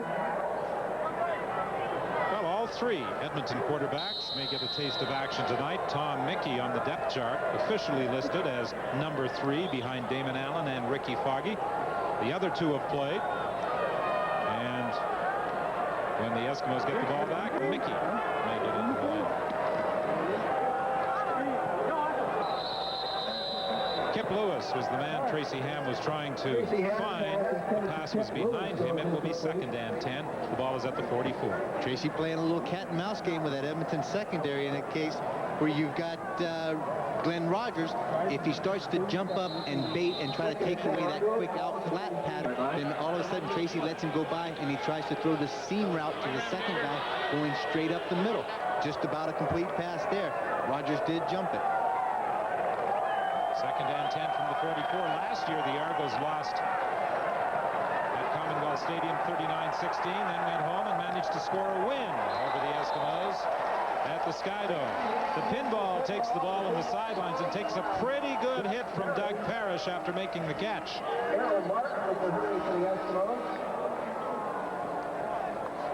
Clemens set the record of 3,300 all-purpose yards in 1990. The way the gizmo has started tonight's ball game, he may have an opportunity to put up some impressive numbers himself.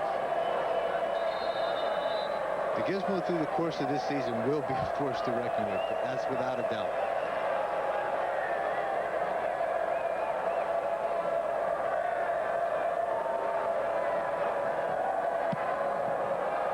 Mikulisic isn't going to kick it towards the gizmo. He angles it to the sidelines where Eddie Brown is waiting. Brown spins up to the 34-yard line with 5:32 remaining in the game. Bruce Elliott made the tackle. Hey, you know what they're doing in there? Red Lobster's got this enormous shrimp platter. You get to mix and match 30 shrimp for just $11.99. Choose a combination of grilled shrimp, fried shrimp, or garlic shrimp. Mix and match 30 shrimp, now only at Red Lobster. For news about health, fitness, nutrition, and the latest in medical research. Watch Lifetime every Tuesday on the CBC Alberta News. Consumer health issues from an Alberta perspective.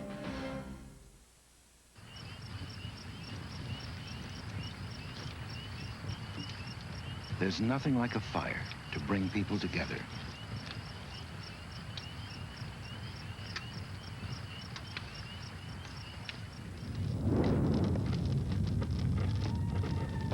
In times of crisis in communities across Canada, the Red Cross is there.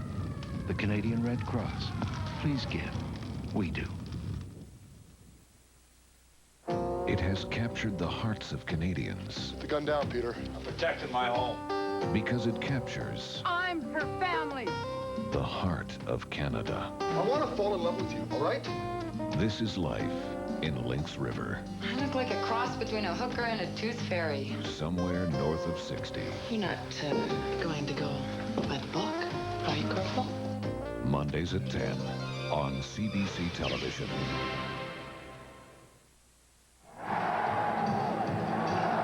Damon Allen and Ricky Foggy have done their job. Now Tom Mickey gets an opportunity to direct the Edmonton Eskimo offense. A year ago, August 20th to be exact, he was a surprise starting quarterback as the Eskimos defeated the Toronto Argonauts 39-16.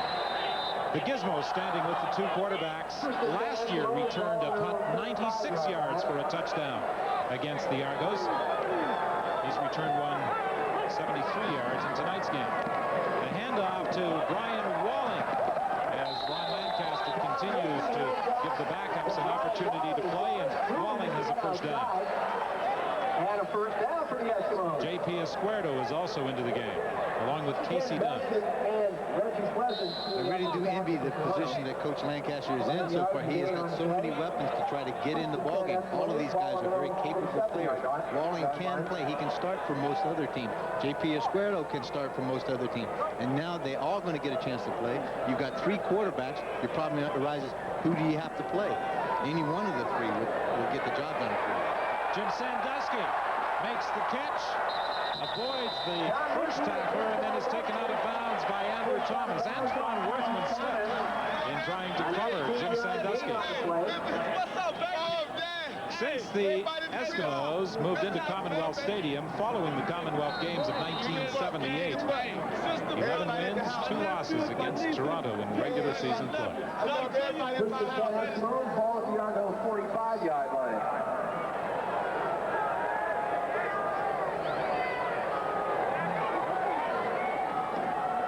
First and 10, Walling stopped at the line of scrimmage. He may pick up about a yard. Arnie Williams was there for the tackle along with Rodney Harding.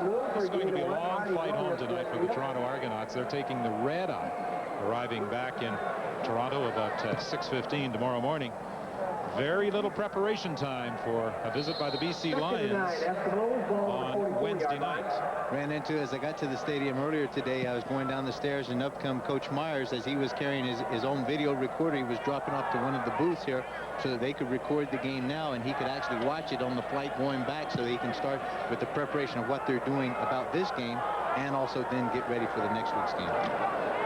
Mickey in the shotgun, under pressure. He's dropped for a loss by Benson and Holman. The thing that Edmonton offense has to do right now is realize, I mean, it may be over with as far as they're concerned, but that Toronto team's going to come after you, so you can't be doing anything lackadaisical out there. You're going to get the quarterback killed. Make your block, get in front, because this is a 60-minute game. Harold Hallman was Rookie of the Year in 1986 with the Calgary Stampeders. Do you remember who the runner-up was? No. Guy by the name of Willie Plus. Well, Adam Rita has to be pleased with the performance of the Edmonton Eskimos tonight. The former head coach of the Toronto Argonauts, dismissed in early September last year, replaced by Dennis Meyer, the offensive coordinator for the Eskimos. Ken Winey brought down immediately, and this will likely be a no yards call with 2:55 remaining in the ball game.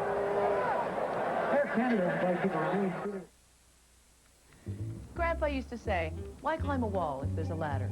Little homespun wisdom that still makes sense. Well, we were plowing through invoices and statements, trying to cut costs. And then I remembered Grandpa's advice. So I called AGT. They've got the experts. It was easy. They just asked a few questions, did a quick analysis, and came up with the way to save. Long-distance savings. Call now. 1-800-661-1800. Now I just wish Grandpa had said something about capital depreciation. And action. Okay, yeah, cut. No, let's get the special low price on the roof of the car. Beautiful. Okay, whoops. Right now, the 93 Hyundai Elantra GL is priced to go at $99.95.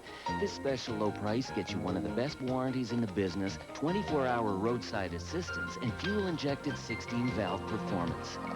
So get down to your Hyundai dealer right now, because these price-to-go Elantras are disappearing fast.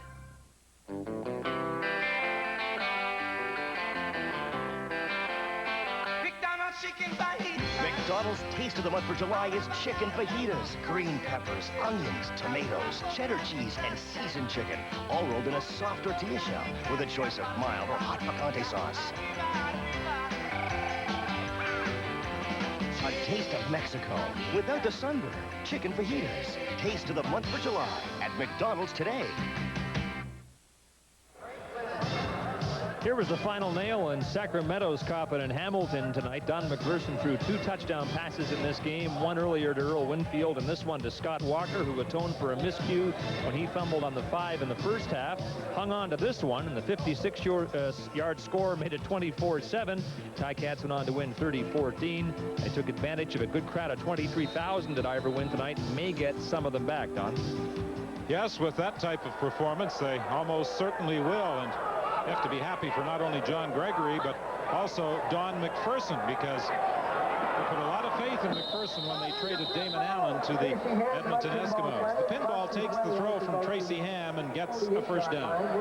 Just a quick little read by Tracy. Dumps it out there, and then the pinball does again what he does best. Works with the ball, gets the ball upfield. But getting back to what you said, that is exactly the reason why Damon Allen has a chance to play for the Edmonton Eskimos, is that they had, Hamilton, I'm saying, had so much confidence in McPherson to get the job done for him, and it looks right now like that could have been a good move on both cases. 1st and 10. The ball is at the 47. Murphy knocked it away from the intended receiver, Kip Lewis. That ball seemed to hang up there. 2 hands. Get it up there. 2 hands. Rich Stubler was very impressed with Murphy this time.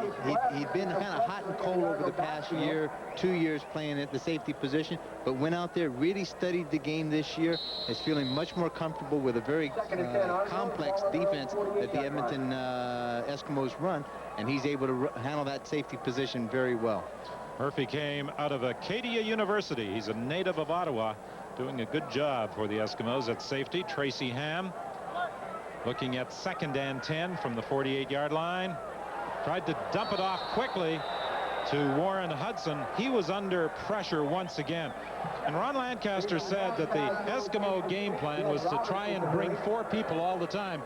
They've basically done that every play. Well, they're going to, if they can get the job done with 4 people and get the pressure that they want, the main thing that I think he wanted to do when you're dealing with the run and shoot is disrupt the timing. And if you disrupt that timing, then you've got a chance to make the play. So if you can do it internally with the defensive tackles being able to get the job done, then you don't have to bring your linebackers all the time and put yourself in man-to-man coverage. And then again, this is a blitzing type defense. They want to get after it and make some things happen, and they've accomplished all of those things tonight. Listen to the crowd. As soon as the ball went in the direction of the Gizmo, they reacted. He lost his balance at the 40-yard line. I think he was going to run out of room on the sidelines anyway, but the Giz would probably, or will probably, come off to the bench saying, I could have gone all the way. He would. I think he's probably had a conversation with Scott on the sideline that he's going to give him another one of those melon jackets that we used to have here. He really didn't like the last one that he got. Penalty flag on the play. Way behind the play, too. Contact the kicker. Edmonton number 36. First number. Dixon guilty of contacting the kicker. We'll see it on the replay. Questionable call. He was blocked into that, and I don't think that call should, because he had no way of holding himself up, and he wasn't really trying to injure or make a flagrant hit on the kicker. Listen. Bruce Dixon, a Simon Fraser product, wearing number 36 for the Edmonton Eskimos. Players involved in that 16-player swap not wearing the same numbers in all cases that they had with their previous teams. Beyond the reach of Paul Massotti, he was bumped along the sidelines, and he's protesting that he was interfered with by Damian Lyons. Now, I talk about the numbers the players are wearing. Darrell K. Smith wanted number 1, but there's no way anybody in Edmonton is going to get number 1. I don't think so. I mean, even if Warren Moon came back, I know for a fact. And it says all of these names that are up on the Wall of Fame here, those numbers have not been retired, but there are a couple of numbers that Dwayne Mandruzzi, the equipment manager, just does not give out. They are non-existent. Number 1 is one of them. Number 12 has been worn a couple times, I think, but number 26, as you saw, and I keep sending him a check every month to make sure that number 42 doesn't hit the field again. I don't think number 42 is going to appear in the field. The former premier of the province of Alberta, Don Getty, who played for a decade with the Eskimos, has his number 27 on the Wall of Fame. 18 numbers in all. 27 was worn for a number of years until his retirement by Marco Sinclair. 37 Argonauts, ball at the Eskimo 49-yard line. Mr. Getty was just sitting down just in front of our booth here.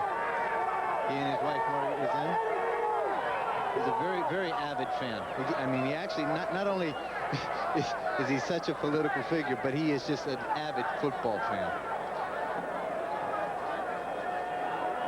And he's seen some pretty entertaining football here at Commonwealth Stadium over the years as well. The domination of the Eskimos in the late 70s and early 80s. Not only has he seen, but he's had the privilege of playing with some of the greatest athletes that has ever been assembled. Those guys back in the 50s were a rare and unique group of guys. Well, when he was introduced, he was escorted to center field by Jackie Parker. The legend. Ken Winey takes a hit from Ed Barry, but hangs on to the football for a first down at the 40. 1:51 is the time remaining. Great class by Whitey that time. He steps in there. Tracy delivers the money. He knows he's going to get hit by Barry. He's going to get hit solidly. And at this point, the main thing when he gets up off the ground, he jumps back up to make sure that he picked up the first down. Good class move.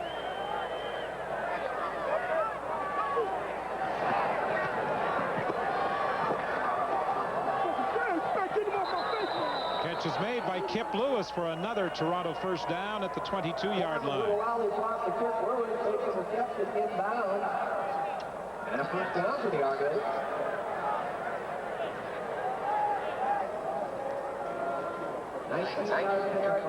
The Argos, 24 first downs, Edmonton 14, but I go back to an earlier statement. A lot of that yardage picked up between the goal line and midfield. You know, the score I don't think is really indicative of the way the Edmonton Eskimos played. I don't think Ron Lankles would be very, very happy as a whole the way that they were able to move the ball up and down the field. They didn't get any really good drives going out there. But the 26,336 in attendance tonight, delighted that they saw the Gizmo return another punt for a touchdown.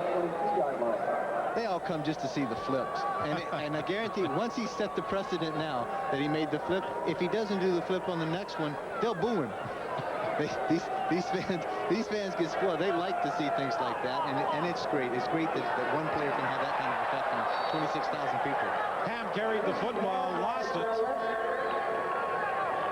and I think managed to get it back.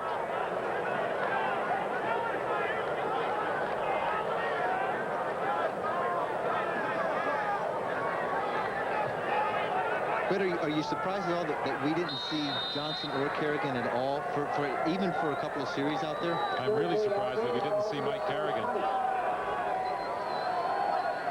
You know, it's one of those old cliches. We make our bed, we're going to sleep in it. So if Tracy's going to be our #1 guy, we're going to go with him, and we're going to give him as many reps as we can until he gets it right. Lots of heat up front. Tracy may be suggesting he doesn't want this many reps the way he's getting pressure from the front four of the Eskimos.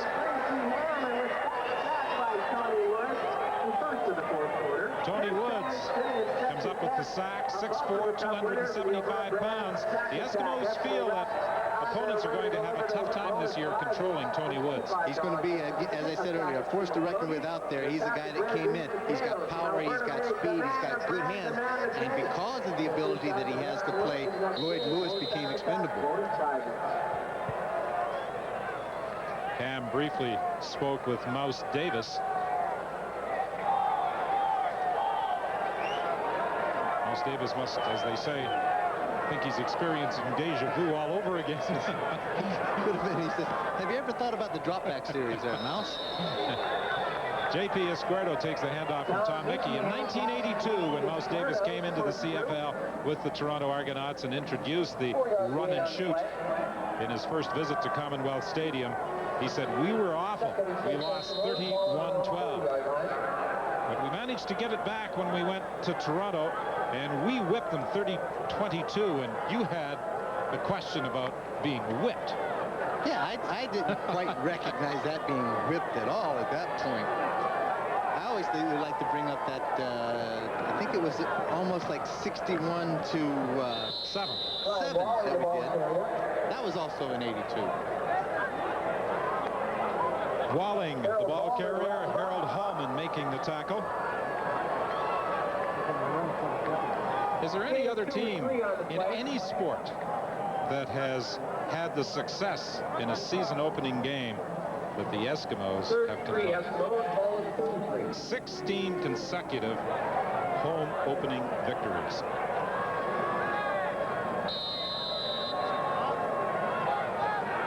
Being around the guys out there today and over the past couple of weeks down on the field, particularly the Edmonton Eskimos, like I say, they have a really good nucleus, a good attitude, and they got a lot of unselfish players out there, and it could be very scary what this team could be capable of. They have a goal, they have a cross to bear right now. It's not good enough for them to get to the Western Finals anymore. They've been there, they've lost them. Now they've got to get there and win and prove to themselves that they're good enough to be back in the cup. I would just question one thing. I wouldn't say they lost them. I would say Doug Flutie won it. Well, it goes as a loss. I guess you look at it. Exactly. Doug Flutie did, and all of his great athletic ability, was able to beat the Eskimos, particularly in that last one. I don't remember that. I was in a coma. What are you talking about the Western Final last year for? What is your name anyway? Where am I? 13 seconds remaining as Tracy Ham throws to Lewis, and Doug Parrish came up to punish Lewis as he was reaching for the football. Lewis is still down. He needs some help. Doug Parrish, 6 foot, about 190 pounds, built absolutely like a rock. All of a sudden, got that pass, and the receiver's turned around. He's up high. His arms are extended. He's pretty vulnerable, and Parrish makes him pay. Dan, we can joke about it now, fortunately, but the time you spent in the hospital didn't affect your golf game and your handicap. I think it has to be adjusted. I promise you, I felt really, the lights got really, really bright at that one time in the darkest of moments, and the voice said, you can now play as a 16 for the rest of your life. And he said, that is good in all of Canada and in some parts of the U.S. You've got to do a lot of convincing, my friend. Well, I have found that, unfortunately, that golfers are the most unsympathetic people in the world. Because most of them have to tell you, I love you, glad you made it back. And I tell them I'm a 16. They say, should have died. You're not getting 16 from me. Second down at the 45-yard line. 5 seconds remaining in the ball game. The pinball with some good yardage. And that will be the final play of the ball game as he's brought down at the 34-yard line. And the Edmonton Eskimos defeat the Toronto Argonauts by a score of 38-8. season opening win for Ron Lancaster and the Edmonton Eskimos. Well, a couple things have to take place. I think on the Eskimo side, Coach Lancaster has to be happy with the offense, the way it performed, and everybody really contributing to it. The same thing also, Adam Reed has got to be happy with the 3 quarterbacks and the way that they adapted to his offensive system. On the other side of the ball, there's a man that's got to have some real concerns about the way Tracy Ham and the Toronto offense were functioning out there. All in all, the Toronto defense did not play that poorly, I don't think. The Edmonton Eskimos defense on the other side of the ball played extremely well, forced Tracy into making some mistakes, gave him some disguised reads out there, forced him into situations he obviously wasn't very comfortable in. And with the Gizmos scoring a pair of touchdowns and Jim Sandusky taking it into the end zone on 2 occasions, the Edmonton Eskimos opened the season with an impressive 38-8 victory over the Toronto Argonauts, as the Argonauts are winless now in their last 10 games on the road, all 9 last year, and their first game of 1993. They now return home to face the BC Lions on Wednesday. Edmonton is in Saskatchewan Thursday.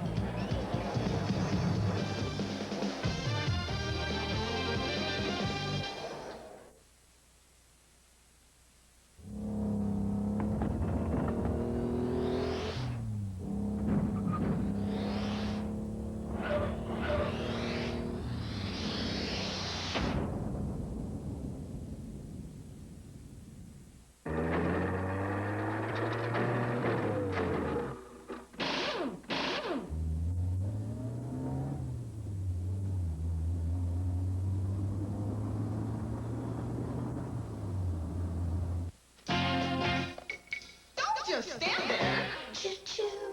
Choo-choo, choo-choo, choo-boogie, woo-woo, woo-woo, choo-boogie. Trident sugarless gum.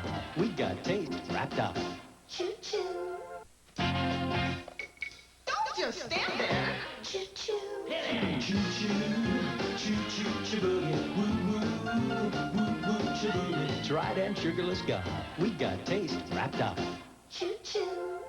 I was at the general store reaching for the last jar of coffee, mate, when a woman's hand touched mine. Hey, I said. Then I saw her face. She was radiant, her complexion as creamy as coffee mate itself.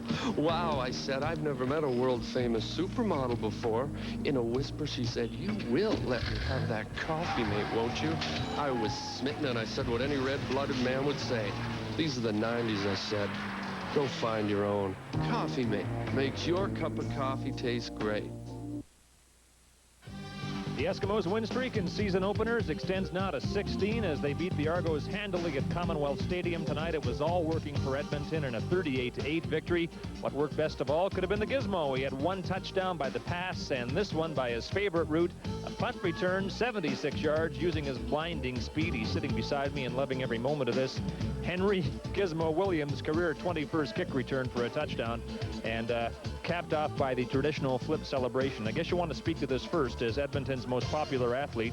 You haven't lost any speed, and you're not too old to do the flip. We're not going to see it there, but you did it twice tonight and did it well on both occasions, I thought. Well, you know, the most important thing that we got a lot of weapons on offense, and Adam really like to utilize it. So what I try to go in there to do is, I know they're going to play a lot of bump on me. And No, wait a minute. Someone said you were too old to do the flip. That's what you were raving about in the sidelines. I want you to speak to that. Okay, here you go. I'm too old to do the flip. You watch this here. I'm 41 years old. Look how much hike I get. Let me see. That's a perfect. That's a 9 because I went over. I came a little bit too far back. But the first one was better than that, though. I tell you what, you're not too old until you feel like you're old. I'm 16 years old in my mind, all right? Okay. Lancaster says you could do it 5 or 6 times this season. He'd be happy if you return that many kicks for touchdowns. But I think you honestly believe you can do it every time you touch the ball. How many do you expect to get this year, Giz? Well, my goal this year, if I don't get them called back, my goal this year is to run back 7 or 8. I've been averaging every year about 7 or 8, but I have some called back. But the most important thing is get my team in good field position. I feel like I can run everyone back when I can touch the ball. I know a lot of teams think they're going to hold me down, but unfortunate, when you make a mistake, that's when I capitalize on you. You know, Giz, I gave you the melon jacket a few years ago. We're not going to beat that to death again, but I'm thinking of giving you this blue jacket because if nothing else, we already have the same arm measurements. Well, that's okay then. You know, I like that blue jacket anyway because I bought a lot of new blue clothes, so don't worry about it. I just want to say hi to my son, Henry Lee. He the most important thing. But just like I say, my goal this year is to seek and destroy everything gets in front of me. Thank you. Giz, thanks for your time. Edmonton's most popular athlete and his thoughts on the Eskimos' victory tonight. Don, to you and Dan now. Well, you never have to throw many questions at the Giz. He responds without anyone asking anything. He's kind of like, it reminds me of ourselves. He's one of those shy ball players, you know. It's hard to get a word out of him edgewise. But a great athlete. Great compliment to the Edmonton Eskimo organization. Ron Lancaster had some concerns coming into this ball game about how his team would perform. I don't think he'll be totally happy, but I think he will be pleased with some aspects. A couple of things to talk about. A couple of things that he's going to have to talk about in the locker room, things that he wants to improve upon, because I don't think his running game was the way that he would like to have it tonight. And I think that, fortunately, he was able to use a lot of players out there. He was able to use 3 quarterbacks, and that gives those guys great confidence when they have to go into a ball game under the real gun. Maybe some people in Edmonton now promoting Ricky Foggy for #1 status as quarterback.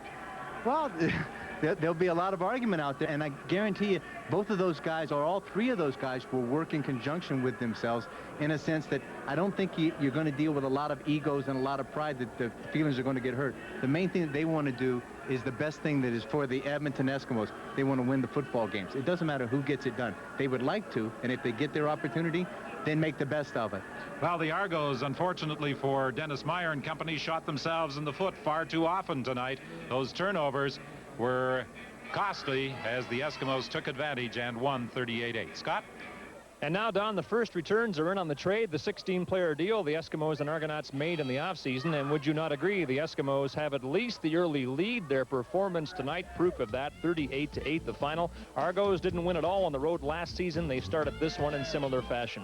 A week tonight will be in Sacramento for the Gold Miners home opener. The Grey Cup champion Stampeders are the visitors. Average July temperature there is 30 degrees, so I'm voting for short sleeve CBC Sports jackets. And be with us tomorrow for the first jewel in Canada's Triple Crown of horse racing, the Queen's Plate, live from Woodbine in Toronto. Thanks for watching tonight. We bid you good night from Commonwealth Stadium in Edmonton.